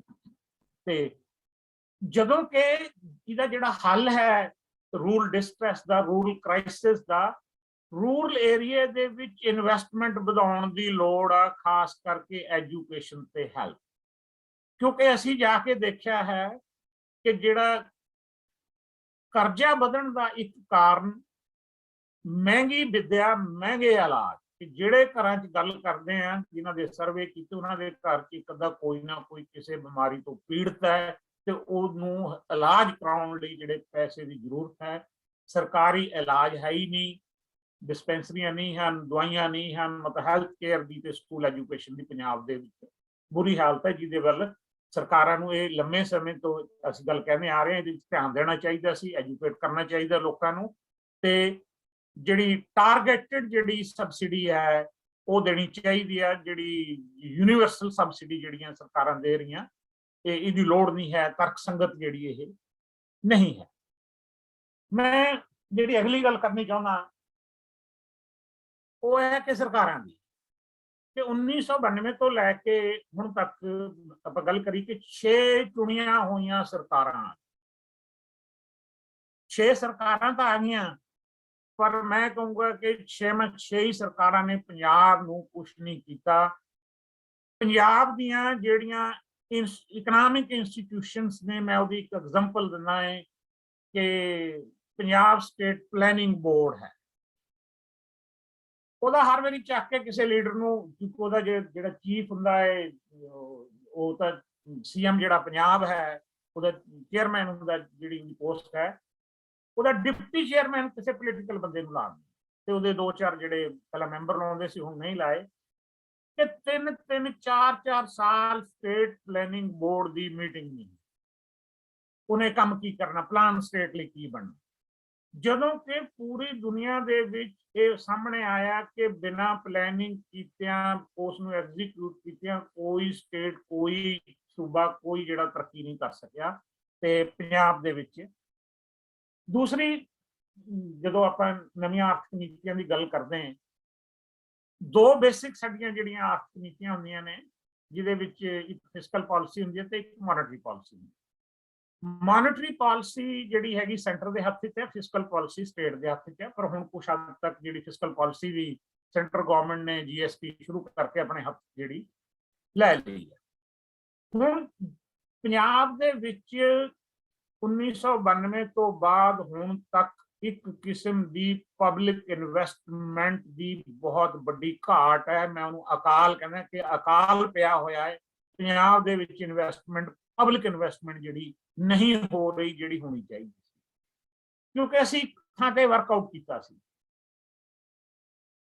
ਕਿ ਪੰਜਾਬ ਜਿਹੜੇ ਮੇਜਰ ਸੂਬੇ ਨੇ, ਵੱਡੇ ਸੂਬੇ ਨੇ, ਉਹਨਾਂ ਦੇ ਵਿੱਚ ਇਨਵੈਸਟਮੈਂਟ ਦੇ ਮਾਮਲੇ 'ਚ 15ਵੇਂ ਨੰਬਰ ਤੇ ਹੈ। ਨੰਬਰ 1 ਸਟੇਟ ਇਨਵੈਸਟਮੈਂਟ ਦੇ ਮਾਮਲੇ 'ਚ ਤਾਮਿਲਨਾਡੂ ਹੈ। ਕਿ ਜੇ ਆਪਾਂ ਚਾਹੁੰਦੇ ਕਿ ਪੰਜਾਬ 'ਚ ਇਨਵੈਸਟਮੈਂਟ ਤਾਮਿਲਨਾਡੂ ਦੇ ਬਰਾਬਰ ਹੋ ਜਾਏ ਤਾਂ ਪੋਸੀਬਲ ਹੀ ਨਹੀਂ, ਸੋਚਿਆ ਹੀ ਨਹੀਂ ਜਾ ਸਕਦਾ। ਅਸੀਂ ਇਸ ਦੇ ਵਿੱਚ ਜਿਹੜਾ ਇੱਕ ਪੈਮਾਨਾ ਰੱਖਿਆ ਕਿ ਜਿੰਨੀ ਇੰਡੀਆ ਲੈਵਲ ਤੇ ਇਨਵੈਸਟਮੈਂਟ ਹੁੰਦੀ ਹੈ ਉਨੀ ਹੀ ਪੰਜਾਬ 'ਚ ਹੋ ਜਾਏ। ਇੰਡੀਆ ਲੈਵਲ ਤੋਂ ਪੰਜਾਬ ਦੇ ਵਿੱਚ 15% ਇਨਵੈਸਟਮੈਂਟ ਘੱਟ ਹੋ ਰਹੀ ਹੈ। ਜੇ ਉਹ 15% ਇਨਕਰੀਜ਼ ਕਰਨੀ ਹੈ ਤਾਂ 5 ਸਾਲਾਂ ਲਈ ਲਗਾਤਾਰ 15,000 ਕਰੋੜ ਰੁਪਈਆ ਜਿਹੜਾ ਐਨੂਅਲੀ ਪਬਲਿਕ ਇਨਵੈਸਟਮੈਂਟ ਦਾ ਪੰਜਾਬ ਕੀਤਾ ਜਾਣਾ ਹੈ, ਤਾਂ ਕਿਤੇ ਆਪਾਂ ਸੈਂਟਰ ਦੇ ਬਰਾਬਰ ਜਾ ਸਕਦੇ ਹਾਂ। ਫਿਰ ਅੱਗੇ ਤਾਮਿਲਨਾਡੂ ਤੋਂ ਉਸ ਤੋਂ ਥੋੜਾ ਹੋਰ ਅੱਗੇ ਹੈ। ਹੁਣ ਜਦੋਂ ਆਪਾਂ ਪਾਲਿਸੀ ਦੀ ਗੱਲ ਕਰਦੇ, ਫਿਸਕਲ ਪਾਲਿਸੀ ਦੀ, ਕਿ ਪੰਜਾਬ ਜਿਹੜਾ ਆਪਣੇ GDP ਦਾ 7 ਜਾਂ 8% ਹੀ ਟੈਕਸ ਕਲੈਕਟ ਕਰਦਾ। ਟੈਕਸ ਰੇਟ ਹਾਈ ਨੇ, ਟੈਕਸ ਕਲੈਕਸ਼ਨ ਘੱਟ ਹੈ, ਟੈਕਸ ਦੀ ਚੋਰੀ ਹੈ, ਟੈਕਸ ਅਵੇਜਨ ਹੈ। ਜਦੋਂ ਕਿ ਤਾਮਿਲਨਾਡੂ ਸਟੇਟ 13-14% ਆਪਣੇ ਸਟੇਟ ਦੇ GDP ਦਾ ਟੈਕਸ ਕਲੈਕਟ ਕਰਦੀ। ਇੱਕ ਤਾਂ ਸਭ ਤੋਂ ਗੱਲ ਕਿ ਜੇ ਇਨਵੈਸਟਮੈਂਟ ਨੂੰ ਵਧਾਉਣਾ ਹੈ ਤਾਂ ਪੰਜਾਬ ਨੂੰ ਆਪਣੀ ਟੈਕਸ GDP ਰੇਸ਼ੋ 12-13% ਤੇ ਲੈ ਕੇ ਜਾਣੀ ਚਾਹੀਦੀ ਕਿ ਉਹਦਾ ਜਿਹੜਾ, ਤਾਂ ਕਿ ਜਿਹੜਾ ਰੈਵਨਿਊ ਵਧੇ, ਉਹਨੂੰ ਜਿਹੜੀ ਪਬਲਿਕ ਇਨਵੈਸਟਮੈਂਟ ਕਰ ਸਕੇ। ਪਰ ਸਰਕਾਰਾਂ ਨੇ ਕੀ ਕੀਤਾ, ਇਨਵੈਸਟਮੈਂਟ ਵਧਾਉਣ ਦੀ ਥਾਂ ਤੇ ਹਰ ਸਾਲ ਕਰਜ਼ਾ ਲੈਣਾ ਸ਼ੁਰੂ ਕਰ ਦਿੱਤਾ ਕਿ ਸਟੇਟ ਡੰਗ ਟਪਾਊ ਨੀਤੀ ਜਿਹੜੀ ਅਪਣਾ ਲਈ ਕਿ ਕਰਜ਼ਾ ਲਿਆ ਜਾਏ ਤੇ ਕਰਜ਼ਾ ਲੈ ਕੇ ਜਿਹੜਾ ਆਪਣਾ ਕੰਮ ਚਲਾਇਆ ਜਾਏ ਤੇ ਕਰਜ਼ੇ ਦੀ ਫੰਡ ਅੱਜ ਕੱਲ੍ਹ ਜੇ ਆਪਾਂ ਗੱਲ ਕਰਦੇ ਹਾਂ ਤਾਂ ਤਕਰੀਬਨ 2,85,86,000 ਕਰੋੜ, ਕਹਿੰਦੇ ਕਿ 3 ਲੱਖ ਕਰੋੜ ਦੇ ਨੇੜੇ ਜਿਹੜਾ ਪੰਜਾਬ ਦੇ ਸਿਰ ਕਰਜ਼ਾ ਹੈ। ਤੇ ਇਹ ਛੋਟੀ ਗੱਲ ਨਹੀਂ ਕਿ ਪੰਜਾਬ ਜਿਹੜਾ ਹੈ 36 ਤੋਂ ਲੈ ਕੇ 40% ਤੱਕ ਆਪਣੇ ਰਿਸੋਰਸਿਸ ਉਸ ਡੈਟ ਨੂੰ ਸਰਵਿਸ ਕਰਨ ਲਈ ਦਿੰਦਾ। ਕਹਿਣ ਤੋਂ ਭਾਵ ਕਿ ਇੰਟਰਸਟ ਪੇਮੈਂਟਸ ਦੇ ਵਿੱਚ 36 ਤੋਂ 40% ਜਿਹੜਾ ਉਹ ਤੇ ਆਪਣਾ ਡੈਟ ਸਰਵਿਸਿੰਗ ਦਾ ਉਹਦਾ ਰੇਟ ਹੈ, ਜਿਹਦੇ ਵਿੱਚ ਆਪਣੀ ਉਹ ਗੱਲ ਕਰ। ਇਸ ਕਰਕੇ ਸਰਕਾਰ ਨੂੰ ਜਿਹੜਾ ਇਸ ਦੇ ਵੱਲ ਧਿਆਨ ਦੇਣਾ ਚਾਹੀਦਾ ਹੈ ਕਿ ਜਿਵੇਂ ਮੈਂ ਫॉर एग्जांपल ਕਿ ਪੰਜਾਬ ਸਟੇਟ ਗਵਰਨਮੈਂਟ ਨੇ ਨਾ ਫਾਈਨਾਂਸ ਮਿਨਿਸਟਰੀ ਨੇ ਕਦੇ ਕਿਸੇ ਆਰਥਿਕ ਸਲਾਹਕਾਰ ਦੀ ਮਦਦ ਨਹੀਂ ਲਈ, ਉਹਦੀ ਸਲਾਹ ਨਹੀਂ ਲਈ। ਮੈਂ ਐਗਜ਼ਾਮਪਲ ਦੇ ਤੌਰ ਤੇ ਕਹਿਣਾ ਚਾਹੁੰਦਾ ਕਿ ਤਾਮਿਲਨਾਡੂ ਨੇ ਆਪਣੀ ਜਿਹੜੀ ਇਕਨੋਮਿਕ ਐਡਵਾਈਜ਼ਰੀ ਕੌਂਸਲ ਸਟੇਟ ਦੀ ਬਣਾਈ, ਉਹਦੇ ਚ ਜਿਹੜੇ ਪਿਛਲੇ ਸਾਲ ਦੇ ਨੋਬਲ ਪ੍ਰਾਈਜ਼ ਵਿਜੇਤਾ 2 ਮੀਆਂ ਬੀਬੀ ਨੇ ਡਫਲੋ ਜਿਹੜਾ ਕਪਲ ਹੈ ਉਹਨਾਂ ਨੂੰ ਪਾਇਆ, ਰਘੂ ਰਾਮ ਰਾਜਨ ਨੂੰ ਪਾਇਆ, ਹੋਰ ਵੱਡੇ ਵੱਡੇ ਲੈ ਤੇ ਉਹਨਾਂ ਦੀ ਸਲਾਹ ਲੈ ਕੇ ਨੰਬਰ 1 ਸਟੇਟ ਜਿਹੜੀ ਤਾਮਿਲਨਾਡੂ ਬਣ ਰਹੀ ਹੈ, ਬਾਕੀ ਸਟੇਟਸ ਨੂੰ ਸਾਰੀਆਂ ਨੂੰ ਪਿੱਛੇ ਛੱਡ ਰਹੀ ਹੈ। ਤੇ ਉਹਨਾਂ ਨੇ ਆਪਣੀ ਜਿਹੜੀ ਮਿਨਿਸਟਰੀ ਹੈ, ਫਾਈਨਾਂਸ ਮਿਨਿਸਟਰੀ ਹੈ, ਉਹਦੇ ਲਈ ਵੀ ਅਲੱਗ ਤੌਰ ਤੇ ਜਿਹੜਾ ਇਕਨੋਮਿਕ ਐਡਵਾਈਜ਼ਰ ਜਿਹੜਾ ਅਪਾਇੰਟ ਕੀਤਾ ਹੋਇਆ ਹੈ। ਤੇ ਪੰਜਾਬ ਸਰਕਾਰ ਲੰਮੇ ਸਮੇਂ ਤੋਂ ਜਿਹੜੀ ਕਿਸੇ ਵੀ ਆਰਥਿਕ ਸਲਾਹਕਾਰ ਦੀ ਕਿਸੇ ਵੀ ਮਦਦ ਨਹੀਂ ਲੈਣਾ ਚਾਹੁੰਦੀ, ਉਹਦੀ ਗੱਲ ਨਹੀਂ ਸੁਣਨਾ ਚਾਹੁੰਦੀ। ਤੇ ਇਹ ਬਹੁਤ ਸਾਰੀਆਂ ਫਰੰਟਸ ਤੇ ਗੱਲ ਹੋਈ ਹੈ ਤੇ ਕਈ ਲੀਡਰ ਤਾਂ ਮੈਂ ਇਹ ਕਹਿੰਦੇ ਸੁਣੇ ਨੇ ਕਿ ਯਾਰ ਇਕਨੋਮਿਸਟਾਂ ਤੋਂ ਤਾਂ ਰੱਬ ਬਚਾਏ, ਇਹਨਾਂ ਦੀ ਸਲਾਹ ਨਹੀਂ ਲਈ ਜਾ ਸਕਦੀ, ਤੇ ਫਿਰ ਸਾਨੂੰ ਫਿਰ ਵੋਟਾਂ ਨਹੀਂ ਪੈਣੀਆਂ। ਤੇ ਇਸ ਲਈ ਇਸ ਲਾਈਨ ਤੇ ਜਿਹੜਾ ਸਰਕਾਰ ਨੂੰ ਆਉਣਾ ਚਾਹੀਦਾ। ਦੂਸਰੀ ਇੱਕ ਮੈਂ ਗੱਲ ਕਰਨੀ ਚਾਹੁੰਦਾ ਹਾਂ ਕਿ ਪੰਜਾਬ ਦੇ ਵਿੱਚ ਵੱਡੀ ਇੰਡਸਟਰੀ ਦੀ ਬਹੁਤ ਘਾਟ ਹੈ। ਬਾਰਡਰ ਸਟੇਟ ਹੈ, ਬਾਰਡਰ ਸਟੇਟ ਦੀਆਂ ਪ੍ਰੋਬਲਮਸ ਨੇ, ਕਿਉਂਕਿ ਹਿਮਾਚਲ ਨੂੰ ਜਿਹੜਾ ਇੰਡਸਟਰੀਅਲੀ ਬੈਕਵਰਡ ਸਟੇਟ ਡਿਕਲੇਅਰ ਕਰਿਆ ਸੀ, ਇਸ ਕਰਕੇ ਜਿਹੜੀ ਪੰਜਾਬ 'ਚ ਇਨਵੈਸਟਮੈਂਟ ਹੋਣ ਦੀ ਬਜਾਏ ਉਹ ਸਾਰੀ ਪੰਜਾਬ ਦੀ ਬਾਉਂਡਰੀ ਦੇ ਨਾਲ ਨਾਲ ਹਿਮਾਚਲ 'ਚ ਹੋ ਗਈ। ਤੇ ਇਸ ਲਈ ਪੰਜਾਬ 'ਚ ਜਿਹੜੀ ਸਮਾਲ ਸਕੇਲ ਇੰਡਸਟਰੀ ਹੈ, ਬਹੁਤ ਹੀ ਸਮਾਲ ਸਕੇਲ ਇੰਡਸਟਰੀ ਹੈ ਤੇ ਬਹੁਤ ਥੋੜੀ ਹੈ। ਤੇ ਬਹੁਤ ਜਿਹੜੇ ਕੁਝ ਕਾਰਨ ਨੇ, ਸਟੇਟ ਦੀਆਂ ਪਾਲਿਸੀਜ਼ ਜ਼ਿੰਮੇਵਾਰ ਨੇ ਉਹਦੇ ਲਈ, ਕਿ ਬਹੁਤ ਸਾਰੀ ਇੰਡਸਟਰੀ ਜਿਹੜੀ ਇੱਥੋਂ ਸ਼ਿਫਟ ਹੋ ਗਈ, ਜਿਹਦੇ 'ਚ ਤੁਸੀਂ ਸਾਰੇ ਜਾਣਦੇ ਹੋ ਕਿ ਬਟਾਲਾ ਸੈਂਟਰ ਸੀ, ਅੰਮ੍ਰਿਤਸਰ ਸੈਂਟਰ ਸੀ, ਤੇ ਗੋਬਿੰਦਗੜ੍ਹ ਜਿਹੜਾ ਸੈਂਟਰ ਸੀ, ਖੰਨਾ ਸੈਂਟਰ ਸੀ, ਰਾਜਪੁਰਾ ਸੈਂਟਰ ਸੀ ਇੰਡਸਟਰੀ ਦੇ, ਉਹਨਾਂ ਦੇ ਜਿਹੜੇ ਹੁਣ ਉਹ ਇੱਥੇ ਨਹੀਂ ਰਹੇ। ਤੇ ਮੈਂ ਇੱਕ ਸਾਰੇ ਜਿਹੜੇ ਸਰੋਤਿਆਂ ਨਾਲ ਇੱਕ ਗੱਲ ਸਾਂਝੀ ਕਰਨਾ ਚਾਹੁੰਦਾ ਕਿ ਮੈਂ 1986 ਚ ਜਦੋਂ ਮੇਰੀ PhD ਦੀ ਰਜਿਸਟ੍ਰੇਸ਼ਨ ਹੋਈ ਕਾਟਨ ਟੈਕਸਟਾਈਲ ਇੰਡਸਟਰੀ ਤੇ, ਮੈਂ ਪ੍ਰਾਇਮਰੀ ਸਰਵੇ ਤੇ ਪੰਜਾਬ ਦੀਆਂ ਜਿਹੜੀਆਂ 4 ਕਾਟਨ ਮਿਲਸ ਦਾ ਸਰਵੇ ਕੀਤਾ। ਉਹਨਾਂ ਵਿੱਚੋਂ ਅੱਜ 3 ਬੰਦ ਹੋ ਗਈਆਂ ਨੇ ਤੇ ਇੱਕ ਦੀ ਬੁਰੀ ਹਾਲਤ ਆ। ਰਾਜਪੁਰੇ ਮੈਂ ਸਰਵੇ ਕੀਤਾ ਸੀ, ਉਹ ਫੈਕਟਰੀ ਬੰਦ ਹੋ ਗਈ। KTM ਖਰੜ ਟੈਕਸਟਾਈਲ ਮਿਲ ਸੀ, ਉਹ ਬੰਦ ਹੋ ਗਈ। ਕੱਲ ਪਰਸੋਂ ਮੈਂ ਖਬਰ ਪੜ੍ਹ ਰਿਹਾ ਸੀ ਕਿ ਫਰੀਦਕੋਟ ਦੇ ਸੰਧਵਾਂ ਪਿੰਡ ਦੇ ਵਿੱਚ ਕੋਆਪਰੇਟਿਵ ਜਿਹੜੀ ਧਾਗਾ ਮਿਲ ਸੀ, ਉਹਦਾ ਮੈਂ ਸਰਵੇ ਕੀਤਾ ਸੀ, ਉਹ ਬੰਦ ਹੋ ਗਈ। ਤੇ ਸਿਰਫ JCT ਦਾ ਮੈਂ ਸਰਵੇ ਕੀਤਾ ਸੀ, ਉਹਦੀ ਵੀ ਕੋਈ ਬਹੁਤੀ ਚੰਗੀ ਹਾਲਤ ਨਹੀਂ ਹੈ। ਇਹ ਸਟੇਟ ਦੀਆਂ ਜਿਹੜੀਆਂ ਪਾਲਿਸੀਜ਼ ਨੇ, ਜਿਨ੍ਹਾਂ ਕਰਕੇ ਚਲਦੀ ਹੋਈ ਇੰਡਸਟਰੀ ਪੰਜਾਬ ਦੇ ਵਿੱਚ ਜਿਹੜੀ ਫੇਲ ਹੋਈ ਹੈ, ਕਿਉਂਕਿ ਪੰਜਾਬ ਨੇ ਕਦੇ ਆਪਣੀ ਇੰਡਸਟਰੀਅਲ ਪਾਲਿਸੀ ਨੂੰ ਰਿਵਾਈਜ਼ ਨਹੀਂ ਕੀਤਾ, ਨਾ ਅਨਾਉਂਸ ਕੀਤਾ ਹੈ। ਜਦੋਂ ਵੀ ਉਹ ਗੱਲ ਕਰਦੇ ਨੇ ਇੰਡਸਟਰੀਅਲ ਪਾਲਿਸੀ ਦੀ ਪੀਸ ਮੀਲ 'ਚ ਗੱਲ ਕਰਦੇ ਨੇ ਕਿ ਅਸੀਂ ਇੰਡਸਟਰੀ ਨੂੰ ਆਹ ਦੇਤਾ। ਇੰਡਸਟਰੀਅਲ ਪਾਲਿਸੀ ਪੰਜਾਬ ਸਰਕਾਰ ਨੇ ਬਣਾਈ, ਉਹ ਨਹੀਂ ਨਾ ਲਾਗੂ ਕੀਤੀ। ਤੇ ਇੱਕ ਮੈਂ ਜਿਹੜੀ ਗੱਲ ਕਰਨੀ ਚਾਹੁੰਦਾ ਹੈ ਕਿ ਇਹ ਸਾਰੇ ਦਾ ਜਿਹੜਾ ਕਾਰਨ ਹੈ, ਇਹ ਪੋਲੀਟੀਕਲ ਵਿਲ ਦੀ ਜਿਹੜੀ ਘਾਟ ਹੈ। ਸੌਰੀ, ਮੈਂ ਪਹਿਲਾਂ ਇਸ ਤੋਂ ਇੱਕ ਗੱਲ ਹੋਰ ਕਰਨੀ ਚਾਹੁੰਦਾ ਕਿ over the period of time ਜਿਸ ਕਿਸਮ ਦਾ ਡਿਵੈਲਪਮੈਂਟ ਮਾਡਲ ਪੰਜਾਬ ਨੇ ਚੁਣਿਆ ਜਾਂ ਜਿਸ ਕਿਸਮ ਦੀ ਡਿਵੈਲਪਮੈਂਟ ਪੰਜਾਬ ਵਿੱਚ ਹੋਈ, ਉਸ ਨੇ ਪੰਜਾਬ ਦੇ ਜਿਹੜੀ ਇਕੋਲੋਜੀ ਹੈ ਉਹਦਾ ਬਹੁਤ ਨੁਕਸਾਨ ਕੀਤਾ। ਪੋਲੂਸ਼ਨ ਫੈਲਾਇਆ। ਤੇ ਤੁਸੀਂ ਹੁਣ ਦੇਖੋਗੇ ਅੱਜ ਤੋਂ ਮਹੀਨੇ ਦੇ ਅੰਦਰ ਜਿਹੜੀ ਸਟਬਲ ਬਰਨਿੰਗ ਸ਼ੁਰੂ ਹੋਣੀ ਹੈ ਤੇ ਪੰਜਾਬ ਦਾ ਕੀ ਹਾਲ ਹੋਣਾ ਹੈ, ਕਿੰਨੀਆਂ ਬਿਮਾਰੀਆਂ ਲੱਗਣੀਆਂ ਨੇ, ਕਿੰਨਾ ਨੁਕਸਾਨ ਹੋਣਾ ਹੈ। ਇਹਦੇ ਲਈ ਕਦੇ ਵੀ ਸਰਕਾਰ ਨੇ ਕੋਈ ਸੰਜੀਦਾ ਕੋਸ਼ਿਸ਼ ਨਹੀਂ ਕੀਤੀ, ਕੋਈ ਜਿਹੜੀ ਪਾਲਿਸੀ ਨਹੀਂ ਕੀਤੀ ਕਿ ਉਸ ਡਿਵੈਲਪਮੈਂਟ ਦੇ ਮਾਡਲ ਦੇ ਨਾਲ ਅਸੀਂ ਆਪਣਾ ਵਾਤਾਵਰਣ ਵੀ ਜਿਹੜਾ ਖਰਾਬ ਕਰ ਲਿਆ ਹੈ। ਤੇ ਮੈਂ ਇਹ ਸਾਰੇ ਦੀ ਜਿਹੜੀ ਗੱਲ ਕਰਦਾ ਹਾਂ ਕਿ ਇੱਕ ਇਹ ਪਾਲਿਸੀ ਫੇਲਿਅਰ ਹੈ, ਪਾਲਿਸੀ ਜਿਹੜੀ ਬਿਲਕੁਲ ਫੇਲ ਹੋਈ ਹੈ। ਹੁਣ ਮੈਂ ਇੱਕ ਦੋਸ਼ ਲਾਉਣਾ ਚਾਹੁੰਦਾ ਹਾਂ ਕਿ ਇਹਦੇ ਵਿੱਚ ਇਕੱਲੇ ਪੋਲੀਟੀਸ਼ੀਅਨ ਜਿਹੜੇ ਲੋਕ ਨੇ ਉਹੀ ਜ਼ਿੰਮੇਵਾਰ ਨਹੀਂ ਹਨ ਪਾਲਿਸੀ ਲਈ।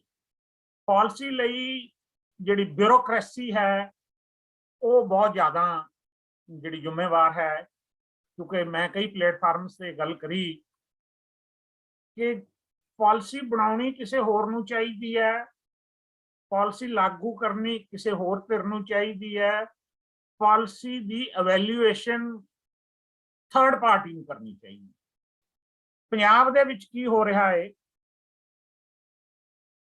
ਜਿਹਨੂੰ ਮੈਂ ਕਹਿੰਦਾ ਜਿਹੜੇ ਆਰਥਿਕ ਪ੍ਰਸ਼ਾਸਕੀ ਸੁਧਾਰ ਹੋਣੇ ਚਾਹੀਦੇ ਨੇ, ਕਿਉਂਕਿ ਹੁਣ ਪਾਲਿਸੀਜ਼ ਬਿਊਰੋਕਰੇਟੀ ਬਣਾਉਂਦੇ ਨੇ, ਬਿਊਰੋਕਰੇਟੀ ਲਾਗੂ ਕਰਦੇ ਨੇ, ਬਿਊਰੋਕਰੇਟੀ ਇਵੈਲੂਏਟ ਕਰਦੇ। ਇਸ ਕਰਕੇ ਜਿਹੜੀ ਲੋਕ ਹਿੱਤ ਦੀ ਜਿਹੜੀ ਕੋਈ ਗੱਲ ਹੈ ਉਹ ਪੰਜਾਬ ਦੇ ਵਿੱਚ ਆਰਥਿਕ ਤੌਰ ਤੇ ਜਿਹੜੀ ਨਹੀਂ ਹੋ ਰਹੀ, ਤੇ ਇਸ ਨੂੰ ਮੈਂ ਕੰਪਲੀਟ ਜਿਹੜੀ ਪਾਲਿਸੀ ਫੇਲਿਅਰ ਦਾ ਜਿਹੜਾ ਨਾਂ ਦਿੰਦਾ। ਹੁਣ ਮੈਂ ਲਾਸਟ ਦੇ ਵਿੱਚ ਇੱਕ ਜਿਹੜੀ, ਕਿਉਂਕਿ ਟਾਈਮ ਹੋ ਰਿਹਾ ਹੈ ਤੇ ਮੈਨੂੰ ਜਿਹੜਾ ਪ੍ਰਬੰਧਕਾਂ ਵੱਲੋਂ ਕਿਹਾ ਗਿਆ ਹੈ ਕਿ ਮੈਂ 1 ਵਜੇ ਤੱਕ ਇਹ ਜਿਹੜਾ ਇਸ ਤੋਂ ਪਹਿਲਾਂ ਹੀ ਜਿਹੜਾ ਮੈਂ ਇਹਨੂੰ ਆਪਣਾ ਲੈਕਚਰ ਖਤਮ ਕਰਨਾ ਹੈ, ਤੇ ਮੈਂ ਜਿਹੜੀ ਆਖਰੀ ਗੱਲ ਟੱਚ ਕਰਨੀ ਹੈ ਇਹਦੇ ਵਿੱਚ ਕਿ ਜਿਹੜੀ ਲੈਕ ਆਫ ਪੋਲੀਟੀਕਲ ਵਿਲ ਹੈ। ਮੈਂ ਇੱਥੇ ਕੋਈ ਕਿਸੇ ਤੇ ਦੋਸ਼ ਨਹੀਂ ਲਾ ਰਿਹਾ, ਮੈਂ ਕੋਈ ਕਿਸੇ ਇੱਕ ਪਾਰਟੀ ਦੀ ਗੱਲ ਨਹੀਂ ਕਰ ਰਿਹਾ, ਮੈਂ ਸਾਰੀਆਂ ਹੀ ਪੋਲੀਟੀਕਲ ਪਾਰਟੀਆਂ ਦੀ ਗੱਲ ਕਰ ਰਿਹਾ, ਸਾਰੇ ਲੀਡਰਸ ਦੀ ਗੱਲ ਕਰ ਰਿਹਾ ਕਿ ਜਦੋਂ ਚੋਣਾਂ ਆਉਂਦੀਆਂ ਨੇ ਚਾਹੀਦਾ ਤਾਂ ਸਾਰੀਆਂ ਪੋਲੀਟੀਕਲ ਪਾਰਟੀਆਂ ਨੂੰ ਹੈ ਕਿ ਉਹ ਆਪਣਾ ਪ੍ਰੋਗਰਾਮ ਏਜੰਡਾ ਪੰਜਾਬ ਦੇ ਲੋਕਾਂ ਸਾਹਮਣੇ ਰੱਖਣ ਤੇ ਪੰਜਾਬ ਦੇ ਲੋਕ ਉਹਨਾਂ ਨੂੰ ਪੜ੍ਹਨ ਤੇ ਆਪਣੀ ਸਹੀ ਚੋਣ ਕਰਕੇ ਦੇਣ। ਇੱਕ ਨਵੀਂ ਕਿਸਮ ਦਾ ਜਿਹੜਾ ਵਰਤਾਰਾ ਹੈ, ਜਿਹੜਾ ਬਹੁਤ ਹੀ ਮੰਦਭਾਗਾ ਹੈ, ਅਨਫੋਰਚੂਨੇਟ ਹੈ ਕਿ ਕੋਈ ਵੀ ਪੋਲੀਟੀਕਲ ਪਾਰਟੀ ਆਰਥਿਕ ਖੇਤਰ ਦੇ ਵਿੱਚ, ਇੰਡਸਟਰੀ ਦੇ ਖੇਤਰ ਦੇ ਵਿੱਚ, ਦੂਜੇ ਤੀਜੇ ਜਿਹੜੇ ਖੇਤਰ ਨੇ, ਹੈਲਥ ਦੇ ਖੇਤਰ 'ਚ ਕੀ ਕਰਨਾ ਉਹਨਾਂ ਨੇ ਅਗਲੇ 5 ਸਾਲ ਦੇ ਵਿੱਚ ਉਹ ਦੱਸਣ ਵੀ ਅਸੀਂ ਆਹ ਕਰਨਾ ਹੈ, ਇਹਦੇ ਫੰਡ ਇੱਥੋਂ ਆਉਣਗੇ, ਸਾਡਾ ਬਲੂ ਪ੍ਰਿੰਟ ਹੈ ਕਿ ਅਸੀਂ ਪੰਜਾਬ ਨੂੰ ਜਿਹੜਾ ਮੁੜ ਲੀ ਤੇ ਲਿਆਉਣਾ, ਅਸੀਂ ਜਿਹੜਾ ਆ ਸਹੀ ਰਸਤਾ ਅਸੀਂ ਆ ਚੁਣਨਾ। ਪਰ ਦੁਖਦਾਈ ਗੱਲ ਹੈ, ਮੰਦਭਾਗੀ ਗੱਲ ਹੈ ਕਿ ਸਾਰੀਆਂ ਹੀ ਪਾਰਟੀਆਂ ਨੇ ਇੱਕ ਨਵਾਂ ਰਸਤਾ ਲੱਭ ਲਿਆ। ਨਵਾਂ ਰਸਤਾ ਇਹ ਹੈ, ਉਹ ਕਹਿੰਦੀਆਂ ਵੀ ਅਸੀਂ ਕੋਈ ਇਹੋ ਜਿਹਾ ਪ੍ਰੋਗਰਾਮ ਨਹੀਂ ਦੇਣਾ, ਸਾਨੂੰ ਇਹਦੀ ਲੋੜ ਨਹੀਂ। ਇੱਕ ਤਾਂ ਅਸੀਂ ਇਹਨੂੰ ਆਹ ਫ੍ਰੀ ਦੇਵਾਂਗੇ, ਇਹਨੂੰ ਆਹ ਫ੍ਰੀ ਦੇਵਾਂਗੇ, ਇਹਨੂੰ ਆਹ ਫ੍ਰੀ ਦੇਵਾਂਗੇ, ਆਹ ਫ੍ਰੀ ਦੇਵਾਂਗੇ, ਇੱਕ ਗੱਲ।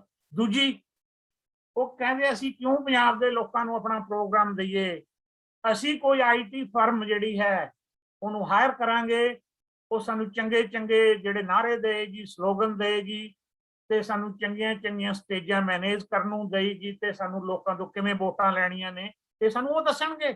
ਅਸੀਂ ਲੋਕਾਂ ਅੱਗੇ ਕਿਉਂ ਜਿਹੜਾ ਇਸ ਕਿਸਮ ਦਾ ਕੋਈ ਪ੍ਰੋਗਰਾਮ ਰੱਖੀਏ। ਸਾਰੀਆਂ ਹੀ ਪੋਲੀਟੀਕਲ ਪਾਰਟੀਆਂ ਦੇ IT ਵਿੰਗ ਨੇ, ਸਾਰੀਆਂ ਹੀ ਪੋਲੀਟੀਕਲ ਪਾਰਟੀਆਂ IT ਫਰਮਸ ਨੂੰ ਹਾਇਰ ਕਰਦੀਆਂ ਨੇ ਕਿ ਕਿਵੇਂ ਵੋਟਾਂ ਵਧਾਈਆਂ ਜਾ ਸਕਦੀਆਂ, ਕਿਵੇਂ ਲਈਆਂ ਜਾ ਸਕਦੀਆਂ। ਇਹ ਇੱਕ ਬਹੁਤ ਹੀ ਮੰਦਭਾਗਾ ਵਰਤਾਰਾ ਨੈਸ਼ਨਲ ਲੈਵਲ ਤੇ, ਸਟੇਟ ਲੈਵਲ ਤੇ ਜਿਹੜਾ ਸ਼ੁਰੂ ਹੋ ਗਿਆ ਕਿ ਲੋਕਾਂ ਦੀਆਂ ਸਮੱਸਿਆਵਾਂ, ਸਟੇਟ ਦੀਆਂ ਸਮੱਸਿਆਵਾਂ ਨੂੰ ਬਿਨਾਂ ਹੱਲ ਕਰੇ ਤੋਂ ਅਗਲੇ 5 ਸਾਲਾਂ ਲਈ ਰਾਜ ਕਿਵੇਂ ਕਰਨਾ ਹੈ, ਇਸ ਤੇ ਜਿਹੜੀਆਂ ਸਾਰੀਆਂ ਪੋਲੀਟੀਕਲ ਪਾਰਟੀ ਸ਼ਿਫਟ ਕਰ ਗਈਆਂ। ਕੋਈ ਵੀ ਪੋਲੀਟੀਕਲ ਪਾਰਟੀ ਇਸ ਤੋਂ ਜਿਹੜੀ ਪਿੱਛੇ ਨਹੀਂ ਹੈ। ਤੇ ਇਹ ਹੁਣ ਪੰਜਾਬ ਦੇ ਲੋਕਾਂ ਨੇ ਦੇਖਣਾ ਹੈ ਕਿ ਉਹਨਾਂ ਨੂੰ ਇਸ ਕਿਸਮ ਨਾਲ ਉਹਨਾਂ ਨੇ ਵੋਟ ਪਾਉਣੀ ਹੈ ਜਾਂ ਉਹਨਾਂ ਨੇ ਪੰਜਾਬ ਦਾ ਏਜੰਡਾ ਪੜ੍ਹ ਕੇ। ਤੇ ਮੈਂ ਐਗਜ਼ਾਮਪਲ ਦੇ ਤੌਰ ਤੇ ਕਹਿਣਾ ਕਿ ਸਾਰੀਆਂ ਪੋਲੀਟੀਕਲ ਪਾਰਟੀਆਂ ਨੂੰ ਪੰਜਾਬ ਦੇ ਲੋਕਾਂ ਨੂੰ ਇਹ ਦੱਸਣਾ ਚਾਹੀਦਾ ਕਿ ਪੰਜਾਬ ਦੇ ਸਿਰਫ, ਮੈਂ ਨਹੀਂ ਕਹਿੰਦਾ ਕਰਜ਼ਾ ਚੜਾਉਣ ਲਈ ਕੌਣ ਜ਼ਿੰਮੇਵਾਰ ਹੈ ਜਾਂ ਨਹੀਂ ਹੈ, ਇਹ ਸਾਡਾ ਇਸ਼ੂ ਨਹੀਂ ਹੈਗਾ। ਪੰਜਾਬ ਦੇ ਲੋਕਾਂ ਦਾ ਇਸ਼ੂ ਹੈ ਕਿ 3 ਲੱਖ ਦਾ ਕਰਜ਼ਾ ਅਗਲੇ 5 ਸਾਲਾਂ 'ਚ ਕਿਹੜੀ ਪਾਰਟੀ ਕਿੰਨਾ ਉਤਾਰੇਗੀ, ਕਿੰਨਾ ਘਟਾਏਗੀ ਤੇ ਉਹ ਫੰਡਸ ਕਿੱਥੋਂ ਲਿਆਉਣਗੇ, ਜਾਂ ਜਿਹੜਾ ਅਗਲੇ ਸਾਲ ਉਸ ਤੋਂ ਟਰਮ 'ਚ ਕਿਵੇਂ ਹੋਰ ਘਟਾਏਗਾ। ਪਰ ਅੰਦਾਜ਼ੇ ਦੱਸਦੇ ਨੇ ਕਿ ਕੋਈ ਵੀ ਪੋਲੀਟੀਕਲ ਪਾਰਟੀ ਆਏ ਉਸ ਦੇ ਰਾਜ ਦੇ ਵਿੱਚ ਹਰ ਸਾਲ 15,000 ਕਰੋੜ ਰੁਪਏ ਦਾ ਜਿਹੜਾ ਲੋਨ ਹੈ ਪੰਜਾਬ ਦੇ ਲੋਕਾਂ ਦੇ ਸਿਰ ਵਧਿਆ ਹੈ। ਤੇ ਜਿਸ ਕਿਸਮ ਦਾ ਪੋਲੀਟੀਕਲ ਜਿਹੜੀ ਗੱਲ ਹੈ ਚੱਲ ਰਹੀ ਹੈ ਉਹ ਤੋਂ ਮੈਨੂੰ ਘੱਟ ਉਮੀਦ ਲੱਗਦੀ ਹੈ ਕਿ ਪੋਲੀਟੀਕਲ ਪਾਰਟੀ ਦੇ ਹਜਾ ਪੰਜਾਬ ਨੂੰ ਲੀਹ ਤੇ ਲਿਆਉਣ ਦੀ ਗੱਲ ਕਰਨਗੀਆਂ। ਤੇ ਮੈਂ ਅਖੀਰ ਦੇ ਵਿੱਚ ਇਹੀ ਕਹਿਣਾ ਚਾਹੁੰਦਾ ਕਿ ਪੰਜਾਬ ਦੇ ਲੋਕਾਂ ਨੂੰ ਆਪ ਅੱਗੇ ਆਉਣਾ ਪਏਗਾ ਕਿ ਪੰਜਾਬ ਨੂੰ ਆਪਾਂ ਮੁੜ ਸੋਨੇ ਦੀ ਜਿਹੜੀ ਚਿੜੀ ਬਣਾਉਣਾ ਹੈ। ਇਸ ਦੇ ਨਾਲ ਹੀ ਮੈਂ ਮੈਨੇਜਮੈਂਟ ਕਮੇਟੀ ਪ੍ਰਿੰਸੀਪਲ ਸਾਹਿਬ ਤੇ ਸਾਰਿਆਂ ਦਾ ਜਿਹੜਾ ਮੈਂ ਧੰਨਵਾਦ ਕਰਦਾ ਕਿ ਉਹਨਾਂ ਨੇ ਮੈਨੂੰ ਆਪਣੇ ਜਿਹੜੇ ਵਿਚਾਰ ਨੇ। ਹਾਂ, ਇੱਕ ਹੋਰ ਗੱਲ ਕਰਨੀ ਚਾਹੁੰਦਾ ਕਿ ਮੇਰੀ ਜੇ ਕਈ ਗੱਲ ਕੋਈ ਕਿਸੇ ਨੂੰ ਚੰਗੀ ਨਾ ਲੱਗੇ ਉਹਦੇ ਲਈ ਮੈਂ ਪਹਿਲਾਂ ਹੀ ਮਾਫੀ ਮੰਗਦਾ ਹਾਂ ਤੇ ਮੈਂ ਸਾਰਿਆਂ ਦਾ ਜਿਹੜਾ ਧੰਨਵਾਦ ਕਰਦਾ। Thank you. Thank you, sir. Thank you very much. Sir, we know that you have told the situation of Punjab state right from the beginning when the per capita income was the highest and poverty was reduced considerably, and Punjab used to be considered the model of development. But with the changing scenario, the per capita income as well as the GDP has fallen considerably. Economy has started declining. All social indicators representative of economic development have declined. The major causes that you discussed were the rural economy is under distress because of rural education and health system that crashed considerably, and you suggested that there should be emphasis on rural education, and the change of agrarian political economy has also undergone a major change. And for this you suggested that the political parties should not consider their own individual interest. They should think of the interest of the whole people, all the people. Target subsidy should be avoided. Target subsidy should be given instead of universal subsidy, because that only can help to change our problem. Inclusion of economic advisors while making and implementing of policies, and the reason that you told was the low tax collection, that can be more tax should be generated, and the benefit of the masses can be done. The reason that you quoted was the state policies, the resulting in shifting of industries, lack of public investment, and you gave the comparison with the Tamil Nadu state. And you also showed your concerns over the ecology of Punjab that is deteriorating, and all the political parties, they are thinking just the people as vote banks. So it is the time that the youth should come forward and should think judiciously. If anyone of thank you sir very much for making our students aware of these problems and the prospects. Now, if anyone has any query regarding this, he or she may ask. You can write in the chat box also if you are having any problem or query. Anyone is having any problem or query, you can ask. I think, sir, the concepts are clear to our students. Now,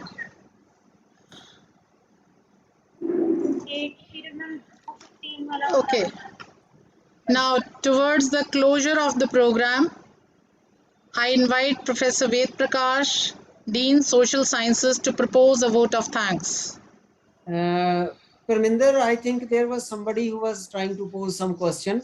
Okay, Moreover, sir. I am of the firm belief that whenever there is no question, either they were not attentive or ਜਾਂ ਫਿਰ ਮੈਂ ਕਹਾ ਭੰਗੂ ਸਾਹਿਬ ਕਿ ਜੇ ਮਸਲੇ ਤੇ ਕੋਈ ਵਿਚਾਰ ਚਰਚਾ ਕਿਸੇ ਦੇ ਦਿਮਾਗ 'ਚ ਆਈ ਨਹੀਂ ਤਾਂ ਮੇਰੇ ਖਿਆਲ 'ਚ ਸਾਡੀਆਂ ਕੋਸ਼ਿਸ਼ਾਂ ਪੰਜਾਬ ਨੂੰ ਬਚਾਉਣ ਦੀਆਂ ਸ਼ਾਇਦ ਅਸੀਂ ਅੱਖੀ ਪਲਾਹੀ ਹੱਥ ਮਾਰ ਰਹੇ ਹਾਂ। ਜੇ ਕਿਸੇ ਦਾ ਵੀ ਵਾਕਈ ਕੋਈ ਕੁਐਸਚਨ ਨਹੀਂ ਤਾਂ ਇੱਕ ਗੱਲ ਮੈਂ ਜ਼ਰੂਰ ਭੰਗੂ ਸਾਹਿਬ ਪੁੱਛਣੀ ਚਾਹੂੰਗਾ, ਦੋ ਬੜੇ ਡਾਈਵਰਜੈਂਟ ਓਪੀਨੀਅਨਸ ਆਈਆਂ ਨੇ।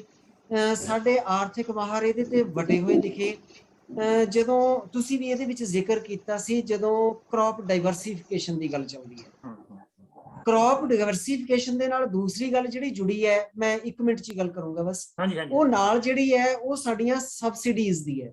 ਤੁਸੀਂ ਇਹਨਾਂ ਦੋਹਾਂ ਚੀਜ਼ਾਂ ਨੂੰ ਰਲਾ ਕੇ ਤੇ ਨਾਲ MSP ਵੀ ਆ ਜਾਂਦੀ ਹੈ, ਤਾਂ ਇਹਨਾਂ ਨੂੰ ਰਲਾ ਕੇ ਤੁਹਾਡੀ ਇਹਦੇ ਬਾਰੇ ਚ ਕੀ ਧਾਰਨਾ ਹੈ ਕਿ ਉਹ ਡਾਈਵਰਸੀਫਿਕੇਸ਼ਨ ਕਿਹੋ ਜਿਹੀ ਹੋਵੇ ਤੇ ਉਹਦਾ ਰੂਟ ਕਿਹੋ ਜਿਹਾ ਹੋਵੇ ਤਾਂ ਕਿ ਅਸੀਂ ਉਹਦੇ ਤੋਂ ਕੋਈ ਡਿਵੀਡੈਂਡ ਰੀਪ ਕਰ ਸਕੀਏ। ਬਿਲਕੁਲ ਪ੍ਰਿੰਸੀਪਲ ਸਾਹਿਬ ਤੁਸੀਂ ਗੱਲ ਠੀਕ ਉਠਾਈ, ਕਿਉਂਕਿ ਜਿਹੜਾ ਵੀ ਡਾਈਵਰਸੀਫਿਕੇਸ਼ਨ ਦਾ ਪ੍ਰੋਗਰਾਮ ਜਾਂ ਜੋ ਵੀ ਸੁਜੈਸਟ ਕੀਤਾ ਸੀ, ਮੈਂ ਵੀ ਉਹਦੇ ਨਾਲ ਸਹਿਮਤ ਨਹੀਂ ਹਾਂ। ਜਿਹੜੀ 1986 ਦੇ ਵਿੱਚ ਜੌਲ ਕਮੇਟੀ ਦੀ ਰਿਪੋਰਟ ਸੀ, ਮੈਂ ਇਹ ਕਹਿ ਰਿਹਾ ਕਿ ਮੈਂ ਇਸ ਕਰਕੇ ਨਹੀਂ ਸਹਿਮਤ, ਜਿਹੜੀ ਵੀਟ ਹੈ, ਵੀਟ ਪੰਜਾਬ ਦੀ ਨੈਚੁਰਲ ਫਸਲ ਹੈ, ਵੀਟ ਨੂੰ ਡਾਈਵਰਸੀਫਾਈ ਨਹੀਂ ਕਰਨਾ ਚਾਹੀਦਾ। ਕਿ ਜਿਹੜੀ ਪੈਡੀ ਹੈ ਉਹ ਪੰਜਾਬ ਦੀ ਫਸਲ ਨਹੀਂ ਹੈ, ਉਹ ਪੈਡੀ ਨੇ ਜ਼ਿਆਦਾ ਜਿਹੜਾ ਨੁਕਸਾਨ ਕੀਤਾ ਹੈ, ਤੇ ਪੈਡੀ ਹੀ ਜਿਹੜੀ ਕਲਾਈਮੇਟ ਜਿਹੜੀ ਆਪਣੇ ਖਰਾਬ ਕਰਨ ਜਿਹੜੀ ਪੈਡੀ ਦਾ ਜ਼ਿਆਦਾ ਰੋਲ ਹੈ, ਪੈਡੀ ਨੂੰ ਹੀ ਜਿਹੜਾ ਡਾਈਵਰਸੀਫਾਈ ਕਰਨਾ ਚਾਹੀਦਾ ਹੈ, ਵੀਟ ਨੂੰ ਨਹੀਂ ਕਰਨਾ ਚਾਹੀਦਾ। ਇੱਕ ਤਾਂ ਇਹ ਜਿਹੜਾ ਦੂਸਰਾ ਜਿਹੜੀ ਤੁਸੀਂ ਗੱਲ ਕਰਦੇ ਕਿ ਜਦੋਂ ਹੋਏਗੀ ਕਿਵੇਂ, ਕਿਸੇ ਨੇ ਪੰਜਾਬ ਦੇ ਲੋਕਾਂ ਨੂੰ ਨਹੀਂ ਕਿਹਾ ਕਿ ਤੁਸੀਂ ਝੋਨਾ ਲਾਉਣਾ ਹੈ ਜਾਂ ਤੁਸੀਂ ਕਣਕ ਬੀਜਣੀ, ਉਹ ਆਪਣੇ ਆਪ ਇਹ ਲਾਈਨ ਤੇ ਆ ਗਏ ਨੇ। ਉਹਨਾਂ ਨੇ ਉਸ ਕਿਸਮ ਦਾ ਮਸ਼ੀਨਰੀ ਇੰਫਰਾਸਟ੍ਰਕਚਰ ਸਾਰਾ ਡਿਵੈਲਪ ਕਰਨਾ ਕਿ ਜਦੋਂ ਅਸ਼ੋਰਡ ਮਾਰਕੀਟਿੰਗ, ਅਸ਼ੋਰਡ ਪ੍ਰਾਈਸ, ਭਾਵੇਂ ਮੱਕੀ ਦਾ ਦੇ ਦਿਓ ਜਾਂ ਸਰਕਾਰ ਇਹ ਦੇ ਦੇ ਕਿ ਅਸੀਂ ਆ ਜਿਹੜੀ ਸ਼ੂਗਰ ਕੇਨ ਦਾ ਦੇ ਦੇ, ਦੂਜੀ ਤੀਜੀ ਚਾਹੁੰਦੀ ਹੈ, ਉਹਦਾ ਅਸ਼ੋਰਡ ਮਾਰਕੀਟਿੰਗ ਤੇ ਅਸ਼ੋਰਡ ਪ੍ਰਾਈਸ ਦੇ ਦੇ, ਆਪਣੇ ਆਪ ਡਾਈਵਰਸੀਫਾਈ ਹੋ ਜੇ। ਤੇ ਜਿਹੜੀ ਜਦੋਂ ਝੋਨਾ ਲੱਗਦਾ ਹੈ, ਝੋਨੇ ਨੂੰ ਜਿਹੜਾ ਆਪਾਂ ਡਾਈਵਰਸੀਫਾਈ ਕਰਨਾ, ਉਹ ਪਾਣੀ ਵੀ ਯੂਜ਼ ਜ਼ਿਆਦਾ ਕਰ ਰਿਹਾ। Wheat is normal, wheat Punjab the natural ਫਸਲ ਹੈ, ਵੀਟ ਡਾਈਵਰਸੀਫਾਈ ਨਹੀਂ ਕਰਨੀ ਚਾਹੀਦੀ। ਮੇਰੇ ਨਾਲ ਇਸ ਗੱਲ ਤੇ ਕੋਈ ਸਹਿਮਤ ਹੋਏ ਜਾਂ ਨਾ ਹੋਏ, ਵੀਟ ਦੀ ਡਾਈਵਰਸੀਫਿਕੇਸ਼ਨ ਦੀ ਲੋੜ ਨਹੀਂ, ਪੈਡੀ ਦੀ ਡਾਈਵਰਸੀਫਿਕੇਸ਼ਨ ਦੀ ਬਹੁਤ ਜ਼ਿਆਦਾ ਲੋੜ।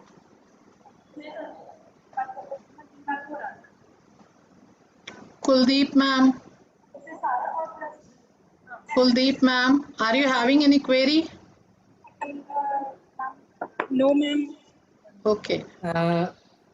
Kuldeep, there is some Ranju Saluja raised hand.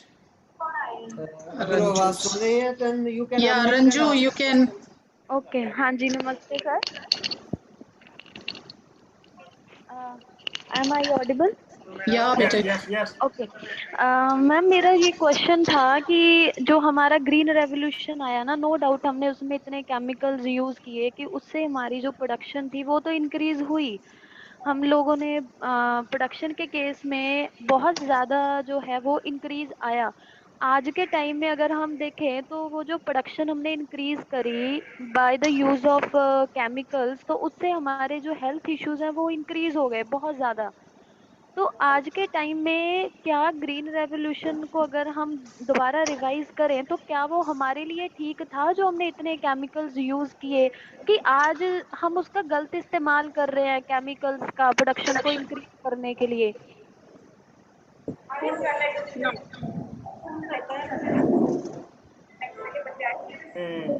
मैं बोल सकता?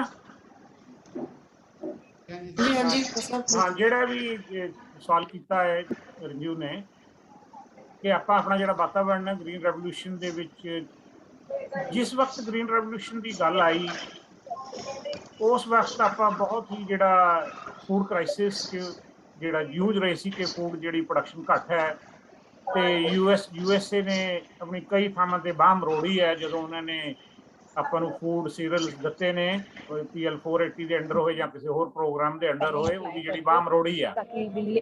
ਤੇ ਹੁਣ ਜਿਵੇਂ ਜੇ ਵਰਲਡ ਲੈਵਲ ਤੇ ਆਪਾਂ ਦੇਖੀਏ ਕਿ ਇੰਡੀਆ ਨੇ ਕੋਸ਼ਿਸ਼ ਕੀਤੀ ਸੀ ਕਿ ਵੈਨੀਜ਼ੂਲਾ ਦੇ ਨਾਲ ਉਹਦਾ ਕੋਈ ਖੇਤੀ ਸਮਝੌਤਾ ਹੋ ਜੇ, ਤੇ ਜਿਹੜਾ ਪੰਜਾਬ ਦੇ ਜਿਹੜੇ ਕ੍ਰਾਈਸਿਸ ਫਾਰਮਰਸ ਨੇ, ਸਮਾਲ ਮਾਰਜਨਲ ਫਾਰਮਰਸ ਦੇ, ਇਹਨਾਂ ਨੂੰ ਵੈਨੀਜ਼ੂਲਾ ਜ਼ਮੀਨ ਲੈ ਕੇ ਦਿੱਤੀ ਜਾਏ ਤੇ ਉੱਥੇ ਜਿਹੜਾ ਕੋਈ ਐਗਰੀਮੈਂਟ ਜਿਹੜਾ ਖੇਤੀ ਦਾ ਕੀਤਾ ਜਾਏ, ਕਿਉਂਕਿ ਵੈਨੀਜ਼ੂਲਾ ਦੇ ਵਿੱਚ ਫੂਡ ਸਟਾਕ ਵੀ ਬਹੁਤ ਘਾਟ ਹੈ, ਪਰ ਉਹਨਾਂ ਕੋਲ ਤੇਲ ਦੁਨੀਆ 'ਚ ਸਭ ਤੋਂ ਜ਼ਿਆਦਾ ਜਿਹੜਾ ਵੈਨੀਜ਼ੂਲਾ ਕੋਲੇ ਹੈ। ਪਰ ਜਦੋਂ USA ਨੇ ਅੱਖਾਂ ਕੱਢੀਆਂ ਕਿ ਤੁਹਾਡਾ ਇੰਡੀਆ ਨਾਲ ਖੇਤੀ ਦਾ ਕੋਈ ਸਮਝੌਤਾ ਨਹੀਂ ਹੋ ਸਕਦਾ, ਤੇ ਤੁਸੀਂ ਜਿੰਨੇ ਫੂਡ ਸਟਾਕਸ ਲੈਣੇ ਅਸੀਂ ਤੁਹਾਨੂੰ ਫ੍ਰੀ ਦੇਣ ਨੂੰ ਤਿਆਰ। ਤੇ ਉਦੋਂ ਹਾਲਾਤ ਐਸੇ ਸੀ ਕਿ ਇਹ ਨਹੀਂ ਸੀ ਦੇਖਿਆ ਜਾਂਦਾ ਕਿ ਕੋਈ ਇਕੋਲੋਜੀ ਖਰਾਬ ਹੋ ਰਹੀ ਹੈ ਜਾਂ ਲੰਮੇ ਸਮੇਂ 'ਚ ਇਹਦਾ ਕੀ ਹੋਏਗਾ। ਉਦੋਂ ਸਿਰਫ ਸੀ ਕਿ ਫੂਡ ਸਟਾਕ ਇਨਕਰੀਜ਼ ਕਰਨੇ ਨੇ, ਪ੍ਰੋਡਕਟਿਵਿਟੀ ਸਾਰੀਆਂ ਯੂਨੀਵਰਸਿਟੀਆਂ PAU ਇਸ ਗੱਲ ਤੇ ਲੱਗੀਆਂ ਸੀ ਕਿ ਕਿਵੇਂ ਜਿਹੜੀ ਨੈਸ਼ਨਲ ਜਿਹੜੀ ਫੂਡ ਬਾਲ ਹੈ ਉਹਨੂੰ ਕਿਵੇਂ ਭਰਿਆ ਜਾ ਸਕੇ। ਇਹ ਤਾਂ ਜਦੋਂ ਨੈਸ਼ਨਲ ਫੂਡ ਕੁਛ ਜਿਹੜੀ ਸਿਕਿਉਰਿਟੀ ਆਈ, ਕਿਉਂਕਿ ਫੂਡ ਸਿਕਿਉਰਿਟੀ ਪੱਕੇ ਤੌਰ ਤੇ ਕਿਤੇ ਨਹੀਂ ਰਹਿੰਦੀ। ਜਿਹੜੇ ਕੁਛ ਅੰਦਾਜ਼ੇ ਨੇ, ਜਿਹੜਾ ਯੂਨਾਈਟਿਡ ਨੇਸ਼ਨਸ ਫੂਡ ਪ੍ਰੋਗਰਾਮ ਹੈ ਉਹ ਇੰਡੀਆ ਬਾਰੇ ਇਹ ਕਹਿ ਰਿਹਾ ਕਿ 2050 ਤੱਕ ਇੰਡੀਆ 'ਚ ਫਿਰ ਫੂਡ ਸ਼ਾਰਟੇਜ ਆਏਗੀ। ਇਸ ਕਰਕੇ ਤੁਸੀਂ ਹੁਣੇ ਜੇ ਕਹੋਗੇ ਕਿ ਅਸੀਂ ਆ ਨਹੀਂ ਉਗਾਉਣਾ ਤੇ ਡਾਈਵਰਸੀਫਾਈ ਕਰਨਾ ਜ਼ਰੂਰ ਚਾਹੀਦਾ ਹੈ। ਕੋਈ ਦੂਸਰੇ ਏਰੀਏ 'ਚ ਕੀਤੀ ਜਾ ਸਕਦੀ ਹੈ ਜਿੱਥੇ ਪੈਡੀ ਹੋ ਜੇ, ਪਰ ਜੇ ਤੁਸੀਂ ਕਹੋ ਕਿ ਹੁਣ ਸਾਨੂੰ ਖੇਤੀ ਦੀ ਲੋੜ ਨਹੀਂ ਹੈ, ਹੁਣ ਸਾਡੇ ਕੋਲ ਬਹੁਤ ਭੰਡਾਰ ਨੇ, ਭੰਡਾਰ ਦਾ 1-2 ਸਾਲ ਚੱਲਦਾ ਹੁੰਦਾ ਹੈ। ਤੇ ਜਿਹੜੇ ਅੰਦਾਜ਼ੇ ਨੇ ਕਿ ਜਿਸ ਕਿਸਮ ਨਾਲ ਪਾਪੂਲੇਸ਼ਨ ਵੱਧ ਰਹੀ ਹੈ ਕਿ ਇੰਡੀਆ 'ਚ ਜਿਹੜੀ ਫੂਡ ਸ਼ਾਰਟੇਜ 2050 ਤੱਕ ਫੇਰ ਆ ਸਕਦੀ ਹੈ। ਇਸ ਲਈ ਇਸ ਗੱਲ ਦਾ ਧਿਆਨ ਜਿਹੜਾ ਰੱਖਣਾ ਚਾਹੀਦਾ ਹੈ। ਦੂਸਰੀ ਗੱਲ ਹੈ ਜਿਹੜੀ ਮਿਸਯੂਜ਼ ਆਫ ਕੈਮੀਕਲਸ, ਕਹਿੰਦਾ ਮੈਂ ਸਾਇੰਟੀਫਿਕਲੀ ਕਿੰਨਾ ਯੂਜ਼ ਕਰਨਾ ਉਹਨਾਂ ਕਰੋ। ਜਿਹੜਾ ਮਿਸਯੂਜ਼ ਹੈ ਕਿ ਫਾਰਮਰ ਆਪਣੇ ਤੌਰ ਤੇ ਹੀ ਪਾਈ ਜਾਂਦਾ ਹੈ, ਉਹਨੂੰ ਕਹਿ ਕੇ ਯੂਰੀਏ ਦੀ 1 ਵਾਰੀ ਪਾਉਣਾ 3 ਵਾਰੀ ਪਾਉਣਾ, ਸਪਰੇਅ 1 ਕਰਨੀ ਉਹ 7 ਕਰ ਦਿੰਦਾ ਹੈ। ਇਸ ਕਰਕੇ ਸਾਇੰਟੀਫਿਕਲੀ ਜਿਹੜਾ ਕਿਸਾਨਾਂ ਨੂੰ ਪੜ੍ਹਾਉਣ ਦੀ ਲੋੜ ਹੈ ਕਿ ਇਹਦਾ ਨੁਕਸਾਨ ਹੁੰਦਾ, ਕਾਸਟ ਵੱਧਦੀ ਹੈ ਤੁਹਾਡੀ, ਇਹਦੇ ਨਾਲ ਕੋਈ ਜਿਹੜਾ ਫਸਲ ਦੀ ਪ੍ਰੋਡਕਟਿਵਿਟੀ ਤੇ ਪ੍ਰੋਡਕਸ਼ਨ ਹੁੰਦੀ ਰਹਿੰਦੀ। Any other query? ਹਾਂਜੀ, 1 ਮਿੰਟ ਪਰਮਿੰਦਰ, ਮੈਂ ਪੁੱਛਣਾ ਸੀ। ਹਾਂਜੀ ਹਾਂਜੀ ਸਰ, ਤੁਸੀਂ ਜੋ ਦੱਸਿਆ ਉਹ ਬਿਲਕੁਲ ਸਹੀ ਦੱਸਿਆ ਹੈ ਕਿ ਗਵਰਨਮੈਂਟ ਜਿਹੜੀ ਹੈ ਉਹ ਇਹਦੇ ਲਈ ਕੋਈ ਸਟੈਪਸ ਲੈ ਰਹੀ ਹੈ ਕਿ ਸਾਡੀ ਜਿਹੜੀ ਫੂਡ ਪ੍ਰੋਡਕਸ਼ਨ ਹੈ ਉਹ ਪੋਜ਼ਿਟਿਵਲੀ ਇਨਕਰੀਜ਼ ਵੀ ਹੋ ਜਾਏ, ਔਰ ਜਿਹੜੇ ਸਾਡੇ ਹੈਲਥ ਇਸ਼ੂਜ਼ ਹੈ, ਕਿਉਂਕਿ ਅੱਜ ਦੇ ਟਾਈਮ 'ਚ ਜਿੰਨਾ ਹੈਲਥ ਇਸ਼ੂ ਆ ਰਿਹਾ ਹੈ ਸਾਡੀ ਪੋਪੂਲੇਸ਼ਨ ਨੂੰ, ਉਹਦੇ ਨਾਲ ਚਾਹੇ ਅਸੀਂ ਡਿਵੈਲਪਮੈਂਟ ਵੱਲ ਤੁਰੇ ਜਾ ਰਹੇ ਹਾਂ ਪਰ ਉਹ ਐਕਚੁਅਲ ਦੇ ਵਿੱਚ ਤਾਂ ਡਿਵੈਲਪਮੈਂਟ ਹੈ ਹੀ ਨਹੀਂ ਹੈ, ਕਿਉਂਕਿ ਸਾਡੇ ਹੈਲਥ ਇਸ਼ੂਜ਼ ਇੰਨੇ ਆ ਗਏ ਆ ਜਾਂ ਅਸੀਂ ਮੈਂਟਲੀ ਤੌਰ ਤੇ ਇੰਨੇ ਸਿੱਕ ਹੋ ਗਏ ਆ ਕਿ ਅਸੀਂ ਤਾਂ ਨੀਚੇ ਵੱਲ ਜਾ ਰਹੇ ਹਾਂ। ਕਿ ਅਸੀਂ ਉਹਨੂੰ ਡਿਵੈਲਪਮੈਂਟ ਕੰਸੀਡਰ ਕਰ ਸਕਦੇ ਹਾਂ ਕਿ ਗਵਰਨਮੈਂਟ ਕੋਈ ਇੱਦਾਂ ਦੇ ਸਟੈਪ ਲੈ ਰਹੀ ਹੈ ਜਿਹਦੇ ਨਾਲ ਉਹ ਸਾਨੂੰ ਸਮਝਾ ਸਕੇ ਕਿ ਤੁਸੀਂ ਪ੍ਰੋਡਕਸ਼ਨ ਦੇ ਨਾਲ ਨਾਲ ਇਹਨਾਂ ਚੀਜ਼ਾਂ ਨੂੰ ਫੋਲੋ ਕਰੋ ਜਿਹਦੇ ਨਾਲ ਤੁਹਾਡੀ ਜਿਹੜੀਆਂ ਆ ਉਹ ਮਤਲਬ ਤੁਸੀਂ ਡਿਕਲਾਈਨ ਨਾ ਕਰੋ। ਇਹਦਾ ਜਵਾਬ ਹੈਗਾ, ਪਰ ਥੋੜਾ ਜਿਹਾ ਜਵਾਬ ਜਿਹੜਾ ਥੋੜਾ ਜਿਹਾ ਕੌੜਾ ਹੈ। ਉਹ ਕਾਫੀ ਜਿਹੜੀ ਜਿਵੇਂ ਸੈਂਟਰ ਸਰਕਾਰ ਨੇ ਮੁਦਰੀਕਰਨ ਕੀਤਾ ਹੈ, ਪੰਜਾਬ ਸਰਕਾਰ ਵੀ ਮੁਦਰੀਕਰਨ ਦੇ ਰਾਹ ਪੈ ਸਕਦੀ ਹੈ, ਕਿਉਂਕਿ ਜਿਵੇਂ ਸ਼ਾਮਲਾਤਾਂ ਦੀ ਨਿਸ਼ਾਨਦੇਹੀ ਹੋ ਰਹੀ ਹੈ ਤੇ ਉਹ ਕਿਸੇ ਨਾ ਕਿਸੇ ਜਿਹੜੀ ਹੈਲਥ ਦੀ ਗੱਲ ਹੈ ਉਹ ਕਿਸੇ ਨਾ ਕਿਸੇ ਪੰਜਾਬ ਦਾ ਜਿਹੜਾ ਠੇਕਾ ਹੈ ਕਿਸੇ ਨਾ ਕਿਸੇ ਕਾਰਪੋਰੇਟ ਜਿਹੜਾ ਹੈਲਥ ਦੇ ਵਿੱਚ ਹੈ ਉਹਨੂੰ ਦੇ ਦੇਣਗੇ ਕਿ ਤੁਸੀਂ ਇਹਨਾਂ ਦੀ ਹੈਲਥ ਠੀਕ ਕਰ ਦਿਓ। ਤੇ ਮੈਂ ਜਿਹੜੀ ਗੱਲ ਕਹਿੰਦਾ ਕਿ ਸਰਕਾਰਾਂ ਹਾਲੇ ਕੁਛ ਨਹੀਂ ਕਰ ਰਹੀਆਂ। ਉਹਨਾਂ ਨੂੰ ਜੇ ਲੋਕ ਸਵਾਲ ਪੁੱਛਣਗੇ, ਲੋਕ ਗੱਲ ਕਰਨਗੇ, ਫਿਰ ਸਰਕਾਰਾਂ ਤੁਰਦੀਆਂ ਨੇ, ਗੱਲ ਕਰਦੀਆਂ ਨੇ। ਹਾਲੇ ਕਿਸੇ ਵੀ ਸਰਕਾਰ ਦੇ ਏਜੰਡੇ ਤੇ ਇਸ ਕਿਸਮ ਦੀ ਕੋਈ ਗੱਲ ਨਹੀਂ ਹੈ ਤੇ ਉਹ ਕਹਿੰਦੇ ਨੇ ਕਿ ਸਾਰਾ ਕੁਝ ਜਿਹੜਾ ਪ੍ਰਾਈਵੇਟ ਸੈਕਟਰ ਕਰੇ। ਸਰਕਾਰ ਰੈਗੂਲੇਟ ਵੀ ਨਹੀਂ ਕਰਨਾ ਚਾਹੁੰਦੀ, ਕਿਉਂਕਿ ਜਦੋਂ ਆਪਾਂ ਬਾਹਰਲੇ ਕੰਟਰੀਜ਼ ਦੀ ਗੱਲ ਕਰਦੇ ਉੱਥੇ ਸਰਕਾਰ ਤੇ ਪ੍ਰਾਈਵੇਟ ਦੇ ਵਿਚਕਾਰ ਜਿਹੜਾ ਇੱਕ ਰੈਗੂਲੇਟਰ ਹੈ ਕਿ ਜੇ 1 ਘੰਟੇ ਦੇ ਇੰਨੇ ਡਾਲਰ ਮਿਲਣੇ ਨੇ ਤਾਂ ਉਹਦੇ ਤੇ ਰੈਗੂਲੇਟਰ ਹੈ, ਉਹਨੇ ਚੈੱਕ ਕਰਨਾ ਕਿ ਬੰਦੇ ਨੇ ਕੰਮ ਕੀਤਾ ਉਹਨੂੰ ਇੰਨੇ ਡਾਲਰ ਮਿਲੇ ਜਾਂ ਨਹੀਂ ਮਿਲੇ। ਆਪਣੇ ਕੋਈ ਰੈਗੂਲੇਟਰ ਨਹੀਂ, ਆਪਣੇ ਉਲਟਾ ਹੈ ਕਿ ਪ੍ਰਾਈਵੇਟ ਸੈਕਟਰ ਕਹਿੰਦਾ ਮੈਨੂੰ ਫ੍ਰੀ ਛੱਡ ਦਿਓ, ਮੈਂ ਕਿਸੇ ਤੋਂ ਕੰਮ ਲਵਾਂ ਨਾ ਲਵਾਂ, ਰੂਲ ਮੰਨਾ ਨਾ ਮੰਨਾ, ਉਹ ਆਪਣੀ ਕਹਿੰਦੇ ਮੇਰੀ ਰੈਗੂਲੇਸ਼ਨ ਨਾ ਕਰੋ। ਨਵਾਂ ਹੀ ਵਰਡ ਕਾਇਨ ਕਰ ਲਿਆ ਕਿ ਇੰਸਪੈਕਟਰੀ ਰਾਜ ਹਟਾ ਦਿਓ। ਉਹ ਇੰਸਪੈਕਟਰ ਨੇ ਤਾਂ ਚੈੱਕ ਕਰਨਾ ਹੁੰਦਾ ਕਿ ਤੁਸੀਂ ਕੰਮ ਠੀਕ ਕਰ ਰਹੇ ਹੋ ਜਾਂ ਨਹੀਂ ਕਰ ਰਹੇ। ਇਸ ਕਰਕੇ ਆਪਣੀਆਂ ਸਰਕਾਰਾਂ ਕੁਰਾਹੇ ਪਈਆਂ ਹੋਈਆਂ ਨੇ, ਇਸ ਕਰਕੇ ਹਲੇ ਕੋਈ ਇਹਨਾਂ ਤੋਂ ਕੋਈ ਬਹੁਤੀ ਮੈਂ ਉਮੀਦ ਨਹੀਂ ਰੱਖਦਾ। Okay sir, thank you so much.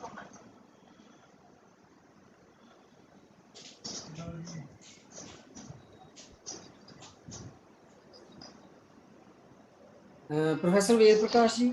ਹਾਂਜੀ ਸਰ ਜੀ, ਪਹਿਲਾਂ ਤਾਂ ਕੇਸ਼ਰ ਸਿੰਘ ਭੰਗੂ ਜੀ ਸਤਿ ਸ੍ਰੀ ਅਕਾਲ ਤੇ ਸਾਰੇ ਵਾਲਿਆਂ ਨੂੰ ਸਤਿ ਸ੍ਰੀ ਅਕਾਲ। ਤੇ ਕਈ ਸਟੇਟ ਗੌਰਮੈਂਟਾਂ ਨੇ ਜੀ ਕ੍ਰੌਪ ਡਿਵਰਸੀਫਿਕੇਸ਼ਨ ਦੇ ਲਈ ਇਹ ਨੀਤੀ ਅਪਣਾਈ ਹੈ ਕਿ ਜੋ ਕਿਸਾਨ ਝੋਨੇ ਦੇ ਹੇਠੋਂ ਰਕਬਾ ਕੱਢਣਗੇ, ਹੋਰ ਦਾਲਾਂ ਬੀਜਣਗੇ ਤੇ ਉਹਨਾਂ ਨੂੰ ਅਸੀਂ ਕੰਪਨਸੇਸ਼ਨ ਦੇਵਾਂਗੇ। ਠੀਕ ਹੈ, ਹਰਿਆਣੇ ਨੇ ਕਰਿਆ ਜੀ ਇਹ ਮੇਰੇ ਖਿਆਲ। ਪੰਜਾਬ ਸਰਕਾਰ ਨੇ ਅਜੇ ਇਹ ਕੋਈ ਪਾਲਿਸੀ ਨਹੀਂ ਅਪਣਾਈ ਵੀ ਝੋਨੇ ਥੱਲੋਂ ਰਕਬਾ ਕੱਢੋ, ਹੋਰ ਫਸਲਾਂ ਥੱਲੇ ਦਾਲਾਂ ਜਾਂ ਤੇਲ ਬੀਜਾਂ ਦਾ ਲਾਓ, ਪ੍ਰੋਡਕਸ਼ਨ ਕਰੋ। ਤਾਂ ਅਸੀਂ ਤੁਹਾਨੂੰ, ਜੇ ਤੁਹਾਡਾ ਲਾਸ ਵੀ ਹੁੰਦਾ, ਪ੍ਰੋਡਕਸ਼ਨ ਘੱਟ ਨਿਕਲਦੀ ਹੈ, ਤਾਂ ਅਸੀਂ ਤੁਹਾਨੂੰ ਸਟੇਟ ਗਵਰਨਮੈਂਟ ਵੱਲੋਂ ਕੰਪਨਸੇਟ ਕਰਾਂਗੇ। ਮੈਂ ਨਾ ਵੇਦ ਪ੍ਰਕਾਸ਼ ਜੀ ਇੱਥੇ ਇੱਕ ਕੀ ਗੱਲ ਇਹੋ ਹੋਰ ਜਿਹੇ ਕਹਿਣੀ ਚਾਹੁੰਦਾ। ਸਟੈਪ ਚੱਕ? ਹਾਂਜੀ ਮੈਂ ਇੱਥੇ ਇੱਕ ਗੱਲ ਹੋਰ ਕਰਨੀ ਚਾਹੁੰਦਾ। ਮੈਂ ਇਹੀ ਪਹਿਲਾਂ ਹਾਂਜੀ ਆਪਣੇ ਲੈਕਚਰ ਦੇ ਵਿੱਚ ਕੁਐਸਚਨ ਉਠਾਇਆ ਸੀ ਕਿ ਜਦੋਂ ਵੀ ਕੋਈ ਕੰਮ ਕਰਨਾ ਹੁੰਦਾ ਉਹਦੇ ਲਈ ਕੋਈ ਪਾਲਿਸੀ ਬਣਦੀ ਹੈ, ਕੋਈ ਪਲਾਨ ਬਣਦੀ ਹੈ। ਤੁਸੀਂ ਹੈਰਾਨ ਹੋਵੋਗੇ ਕਿ ਪੰਜਾਬ ਦੇ ਵਿੱਚ ਕਦੇ ਵੀ ਐਗਰੀਕਲਚਰ ਪਾਲਿਸੀ ਨਹੀਂ ਬਣੀ। ਅੱਜ ਵੀ ਪੰਜਾਬ ਕੋਲੇ ਐਗਰੀਕਲਚਰ ਪਾਲਿਸੀ ਨਹੀਂ ਹੈ। ਅੱਜ ਵੀ ਐਗਰੀਕਲਚਰ ਡਿਪਾਰਟਮੈਂਟ ਦੀ ਵੈਬਸਾਈਟ ਤੇ ਪੰਜਾਬ ਐਗਰੀਕਲਚਰ ਪਾਲਿਸੀ ਦਾ ਡਰਾਫਟ ਹੀ ਪਿਆ ਹੈ। ਉਹ ਡਰਾਫਟ ਤੇ ਲੋਕਾਂ ਦੇ ਸੁਝਾਅ ਮੰਗੇ ਸੀ ਕਿ ਤੁਸੀਂ ਸੁਝਾਅ ਦਿਓ ਕਿ ਕਿਸ ਕਿਸਮ ਦੀ ਐਗਰੀਕਲਚਰ ਪਾਲਿਸੀ ਜਿਹੜੀ ਉਹਨਾਂ ਨੇ ਡਰਾਫਟ ਪਾਤਾ। ਪਰ ਅੱਜ ਵੀ ਉਹ ਡਰਾਫਟ ਪਿਆ ਕਿ ਜਿਹੜੀ ਐਡਵਾਂਸ ਐਗਰੀਕਲਚਰ ਸਟੇਟ ਹੋਏ ਤੇ ਉਹਦੀ ਕੋਲੇ ਐਗਰੀਕਲਚਰ ਪਾਲਿਸੀ ਨਾ ਹੋਏ। ਇਹ ਸਾਰਾ ਜਿਹੜਾ ਤੁਸੀਂ ਗੱਲ ਕਰਦੇ ਹੋ ਪਾਲਿਸੀ 'ਚ ਆ ਜਾਂਦਾ ਹੈ ਕਿ ਤੁਸੀਂ ਫੈਲੋ ਰੱਖੋ, ਲੈਂਡ ਨੂੰ ਖਾਲੀ ਰੱਖੋ, ਜਾਂ ਆਪਣੀ ਮਰਜ਼ੀ ਦੀ ਝੋਨੇ ਤੋਂ ਬਿਨਾਂ ਕੁਝ ਹੋਰ ਬੀਜ ਲਓ। ਜਿਹੜਾ ਅਸੀਂ ਕੰਪਨਸੇਟ ਕਰਾਂਗੇ ਤੇ ਜੋ ਫਸਲ ਤੁਹਾਡੀ ਹੋਏਗੀ ਉਹ ਤੁਹਾਡੀ ਹੈ। ਐਕਸਟਰਾ ਖਾਲੀ ਰੱਖੋਗੇ ਤਾਂ ਅਸੀਂ ਤੁਹਾਨੂੰ ਜਿਹੜਾ ਇੰਨਾ ਕੰਪਨਸੇਟ ਕਰਾਂਗੇ। ਇਹ ਕਿਸੇ ਨਾ ਕਿਸੇ ਪਾਲਿਸੀ ਦੇ ਤਹਿਤ, ਬਜਟ ਦੇ ਤਹਿਤ ਹੋ ਸਕਦਾ ਹੈ।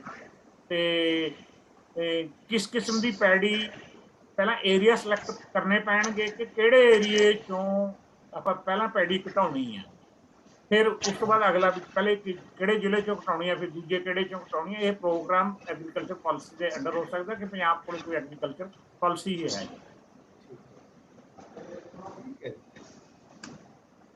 Sir, there is another question. What if government make agriculture income taxable? Is that can help if agriculture income is made taxable? Would it be able to solve the problems to a certain extent? That is the question in the chat box. ਹਾਂ, ਬਿਲਕੁਲ ਠੀਕ ਹੈ। ਤੇ ਬਹੁਤ ਸਾਰੇ ਲੋਕ ਇਸ ਗੱਲ ਦੀ ਕਰਦੇ ਨੇ ਕਿ ਜਿਹੜਾ ਐਗਰੀਕਲਚਰ ਤੇ ਟੈਕਸ ਲੱਗਣਾ ਚਾਹੀਦਾ। ਮੈਂ ਇਸ ਦੀ ਮੈਂ ਬਿਲਕੁਲ ਖਿਲਾਫ ਹਾਂ ਕਿ ਐਗਰੀਕਲਚਰ ਜਿਹੜੀ ਐਕਟੀਵਿਟੀ ਹੈ, ਇਹ ਵੇ ਆਫ ਲਾਈਫ ਹੈ। ਕਿ ਜੇ ਪੰਜਾਬ ਦੀ ਗੱਲ ਕਰਦੇ, ਜੇ ਕਿਸੇ ਦੀ ਵੀ ਗੱਲ ਕਰ ਲਓ, ਇਹ ਕੋਈ ਧੰਦਾ ਨਹੀਂ ਹੈਗਾ। ਧੰਦੇ ਤੇ ਟੈਕਸ ਲੱਗਦਾ ਹੁੰਦਾ, ਵੇ ਆਫ ਲਾਈਫ ਤੇ ਟੈਕਸ ਨਹੀਂ ਲੱਗਦਾ। ਜਿਹੜੀ ਖੇਤੀ ਹੈ ਇਹ ਵੇ ਆਫ ਲਾਈਫ ਹੈ। ਹੁਣ ਜਿਵੇਂ ਫਾਰ ਐਗਜ਼ਾਮਪਲ ਕਿ ਜੇ ਆਪਾਂ USA ਦੀ ਗੱਲ ਕਰ ਲਈਏ, ਉਹਨਾਂ ਦੀ ਖੇਤੀ ਇੰਨੀ ਸਬਸਿਡਾਈਜ਼ਡ ਹੈ ਕਿ ਜਿਹੜੇ ਉਹਨਾਂ ਨੇ ਪਹਿਲਾਂ ਜਿਹੜੇ ਰੂਲ ਬਣਾ ਲਏ ਕਿ ਉਹਨਾਂ ਦੇ 2% ਜਿਹੜੇ ਲੋਕ ਖੇਤੀ ਕਰਦੇ ਨੇ ਤੇ ਐਡੇ ਐਡੇ ਫਾਰਮ ਨੇ ਕਿ ਉਹਨਾਂ ਨੂੰ ਇੰਨੀ ਜ਼ਿਆਦਾ ਸਬਸਿਡੀ ਦਿੱਤੀ ਜਾਂਦੀ ਹੈ ਕਿ ਉਹ ਖੇਤੀ ਕਰਦੇ ਰਹਿਣ। ਲੋਕ ਉੱਥੇ ਖੇਤੀ ਕਰਨਾ ਨਹੀਂ ਚਾਹੁੰਦੇ, ਛੱਡ ਕੇ ਜਾਣਾ ਚਾਹੁੰਦੇ ਨੇ। ਤੇ ਉਹ ਖੇਤੀ ਨੂੰ ਤਾਂ ਮੈਂ ਕਹਿੰਦਾ ਟਾਰਗੇਟਡ ਸਬਸਿਡੀ ਦੇਣੀ ਚਾਹੀਦੀ ਆ। ਹੋਰ ਬਿਲਕੁਲ ਟਾਰਗੇਟਡ ਸਬਸਿਡੀ ਹੈ ਜਿਹੜੀ ਸਿੱਧੀ ਉਹ ਬੰਦੇ ਦੇ ਕੋਲੇ ਜਾਏ। ਹਾਂ, ਤੁਸੀਂ ਜੇ ਕਰਨਾ ਹੈ ਸਬਸਿਡੀ ਸੰਗਤ ਕਰਨੀ ਹੈ ਖੇਤੀ 'ਚ ਵੀ, ਟੈਕਸ ਦਾ ਤਾਂ ਕੋਈ ਮੀਨਿੰਗ ਨਹੀਂ। ਉਹਦੇ ਲਈ ਤੁਸੀਂ ਜਿਹੜੀ ਲੈਂਡ ਦੀ ਲਿਮਟ ਲਾ ਸਕਦੇ ਹੋ। ਮੈਂ ਇਸ ਸੁਜੈਸਟ ਕਰਦਾ ਕਿ 25 ਏਕੜ ਤੋਂ ਹੇਠ ਜਿਹੜੀ ਸਬਸਿਡੀ ਦੇਣੀ ਚਾਹੀਦੀ ਹੈ। 25 ਏਕੜ ਤੋਂ ਉੱਪਰ ਕੋਈ ਸਬਸਿਡੀ ਨਹੀਂ ਦੇਣੀ ਚਾਹੀਦੀ, ਜਿਹਨੂੰ ਅਸੀਂ ਲਾਰਜ ਜਾਂ ਬਿਗ ਫਾਰਮਰਸ ਕਹਿੰਦੇ ਹਾਂ। 25 ਏਕੜ ਤੋਂ ਵੱਧ ਕਿਸੇ ਕਿਸਮ ਦੀ ਕੋਈ ਜਿਹੜੀ ਸਬਸਿਡੀ ਜਿਹੜੀ ਨਹੀਂ ਦੇਣੀ ਚਾਹੀਦੀ। ਤੇ ਇਨਕਮ ਟੈਕਸ ਐਗਰੀਕਲਚਰ ਤੇ ਕਿਤੇ ਵੀ ਕੋਈ ਜਿਹੜਾ ਲੱਗਣਾ ਨਹੀਂ ਚਾਹੀਦਾ। Thank you, sir. Any other query?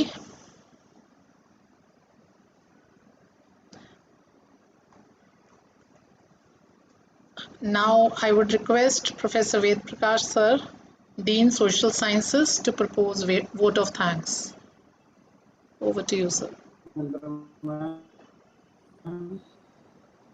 ਅੱਜ ਦੇ ਲੈਕਚਰ ਦੇ ਵਿਦਵਾਨ ਵਕਤਾ ਡਾਕਟਰ ਕੇਸਰ ਸਿੰਘ ਭੰਗੂ ਸਾਹਿਬ, ਸਤਿਕਾਰਯੋਗ principal doctor Khushwinder Kumar ji, vice principal madam Surindra Sidhu ji, dean cultural activity ਅਤੇ ਹੈੱਡ ਪੰਜਾਬੀ ਵਿਭਾਗ ਡਾਕਟਰ ਗੁਰਦੀਪ ਸਿੰਘ ਸੰਧੂ ਜੀ,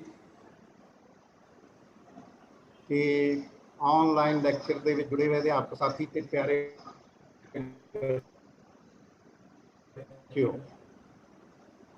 ਡਾਕਟਰ ਕੇਸਰ ਸਿੰਘ ਜੀ ਦਾ ਧੰਨਵਾਦ ਕਰਦਾ ਕਿ ਉਹਨਾਂ ਨੇ ਬਹੁਤ ਹੀ ਬੜਮੁੱਲੇ ਵਿਚਾਰਾਂ ਨਾਲ ਸਾਡੀ ਫੈਕਲਟੀ ਨੂੰ ਤੇ ਸਾਡੇ ਬੱਚਿਆਂ ਨੂੰ ਜਾਣਕਾਰ ਕਰਾਇਆ। ਤੇ ਇਹਨਾਂ ਦੇ ਵਿਚਾਰ ਬਿਲਕੁਲ ਅਸੀਂ ਪਹਿਲਾਂ ਵੀ ਆਪਣੀ ਸਟੱਡੀ ਦੇ ਦੌਰਾਨ ਕੇਸਰ ਸਿੰਘ ਭੰਗੂ ਜੀ ਦੇ ਸੰਪਰਕ ਵਿੱਚ ਆਉਂਦੇ ਰਹੇ ਨੇ। ਕਿ ਇਹਨਾਂ ਦੇ ਬਿਲਕੁਲ ਪ੍ਰਪੱਕ ਵਿਚਾਰ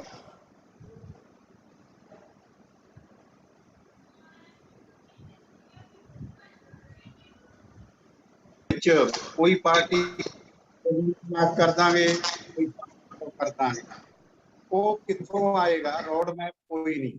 ਜੋ ਗੱਲਾਂ ਕਰਨ ਵਾਲੀਆਂ ਨੇ, ਰੁਜ਼ਗਾਰ ਦੀ ਕੋਈ ਗੱਲ ਨਹੀਂ, ਹੈਲਥ ਦੀ ਕੋਈ ਗੱਲ ਨਹੀਂ, ਸਿੱਖਿਆ ਦੀ ਕੋਈ ਗੱਲ ਨਹੀਂ, ਤੇ ਇਸ ਲਈ ਸਾਰੇ ਅਸੀਂ ਜ਼ਿੰਮੇਵਾਰ ਹਾਂ, ਕਿਉਂਕਿ ਸਾਡਾ ਵਿਧਾਨ ਵੀ ਇਹੀ ਕਹਿੰਦਾ ਕਿ ਜੋ ਵੀ ਸਿਸਟਮ ਦੇ ਵਿੱਚ ਖਰਾਬੀਆਂ ਨੇ ਉਹਦੇ ਲਈ ਅਸੀਂ ਭਾਰਤ ਦੇ ਲੋਕ ਜ਼ਿੰਮੇਵਾਰ ਹਾਂ, ਕਿਉਂਕਿ ਅਸੀਂ ਪਾਰਟੀਆਂ ਨੂੰ ਇਲੈਕਸ਼ਨਾਂ ਦੇ ਦੌਰਾਨ ਇਲੈਕਸ਼ਨ ਕੰਪੇਨ ਚ ਕੁਐਸਚਨ ਪੁੱਟ ਨਹੀਂ ਕਰਦੇ ਵੀ ਤੁਸੀਂ ਕਿੱਧਰ ਜਾ ਰਹੇ ਹੋ, ਜਦੋਂ ਕਿ ਉਹ ਇਹੋ ਜਿਹੇ ਸਾਨੂੰ ਭਰਮਾਉਣ ਦੇ ਲਈ ਤਰ੍ਹਾਂ ਤਰ੍ਹਾਂ ਦੀਆਂ ਲੋਕ ਭਲਾਊ ਨੀਤੀਆਂ ਕਰਦੇ ਨੇ। ਕੇਸਰ ਸਿੰਘ ਜੀਆਂ ਦਾ ਅਸੀਂ ਧੰਨਵਾਦ ਕਰਦੇ ਹਾਂ ਕਿ ਉਹਨਾਂ ਨੇ ਸਾਨੂੰ ਪੰਜਾਬ ਦੀ ਐਕਚੁਅਲ ਜਿਹੜੀ ਅਸਲ ਸਥਿਤੀ ਆ ਉਹ ਤੋਂ ਜਾਣੂ ਕਰਾਇਆ ਕਿ ਸਰਕਾਰਾਂ ਫਜ਼ੂਲ ਦੇ ਕੰਮਾਂ ਤੇ ਵੱਧ ਖਰਚ ਕਰ ਰਹੀਆਂ ਨੇ, ਜਿੱਥੇ ਲੋੜ ਹੈ ਉੱਧਰ ਉਹਨਾਂ ਦਾ ਕੋਈ ਧਿਆਨ ਨਹੀਂ। ਮੇਨ ਸਿੱਖਿਆ, ਸਿਹਤ ਤੇ ਇਹ ਜੋ ਪੰਜਾਬ ਖੇਤੀ ਪ੍ਰਧਾਨ ਦੇਸ਼ ਹੈ, ਖੇਤੀ ਦਾ ਕੀ ਹਾਲ ਹੋ ਰਿਹਾ ਹੈ, ਪੰਜਾਬ ਦੀ ਕਿਸਾਨੀ ਬਾਰਡਰਾਂ ਤੇ ਰੁੜ ਰਹੀ ਹੈ, ਕਿਸੇ ਦਾ ਕੋਈ ਧਿਆਨ ਨਹੀਂ, ਤੇ ਪ੍ਰਾਈਵੇਟਾਈਜੇਸ਼ਨ ਵੱਲ ਜਿਹੜਾ ਹੈ ਅਸੀਂ ਵੱਧ ਰਹੇ ਹਾਂ। ਤੇ ਇਹ ਸਾਰੇ ਟ੍ਰੈਂਡ ਜੋ ਭਵਿੱਖ ਦੇ ਲਈ ਕਿੰਨਾ ਸਾਡੇ ਲਈ ਇੱਕ ਅਲਾਰਮਿੰਗ ਸਿਚੁਏਸ਼ਨ ਪੈਦਾ ਕਰ ਰਹੇ ਨੇ। ਸਾਡੀ ਆਉਣ ਵਾਲੀ ਜਨਰੇਸ਼ਨ ਨੂੰ, ਬੱਚਿਆਂ ਨੂੰ, ਅਧਿਆਪਕ ਸਾਥੀਆਂ ਨੂੰ ਪੰਜਾਬ ਦੀ ਮੌਜੂਦਾ ਸਥਿਤੀ ਤੇ ਆਰਥਿਕ ਸਥਿਤੀ ਤੋਂ ਜਾਣੂ ਕਰਾਇਆ। ਇਸ ਲਈ ਮੈਂ ਦੁਬਾਰਾ ਫਿਰ ਡਾਕਟਰ ਕੇਸਰ ਸਿੰਘ ਜੀ ਦਾ ਧੰਨਵਾਦ ਕਰਦਾ ਤੇ ਪ੍ਰਿੰਸੀਪਲ ਸਾਹਿਬ ਦਾ ਧੰਨਵਾਦ ਕਰਦਾ, ਸਮੇਂ ਸਮੇਂ ਤੇ ਸਾਨੂੰ ਵਿਦਵਾਨ ਸਪੀਕਰਾਂ ਦੇ ਨਾਲ ਜਾਣੂ ਕਰਾਉਂਦੇ ਰਹਿੰਦੇ ਨੇ, ਉਹਨਾਂ ਦੇ ਵਿਚਾਰ ਸਾਡੇ ਨਾਲ ਸਾਂਝੇ ਕਰਾਉਂਦੇ ਰਹਿੰਦੇ ਨੇ।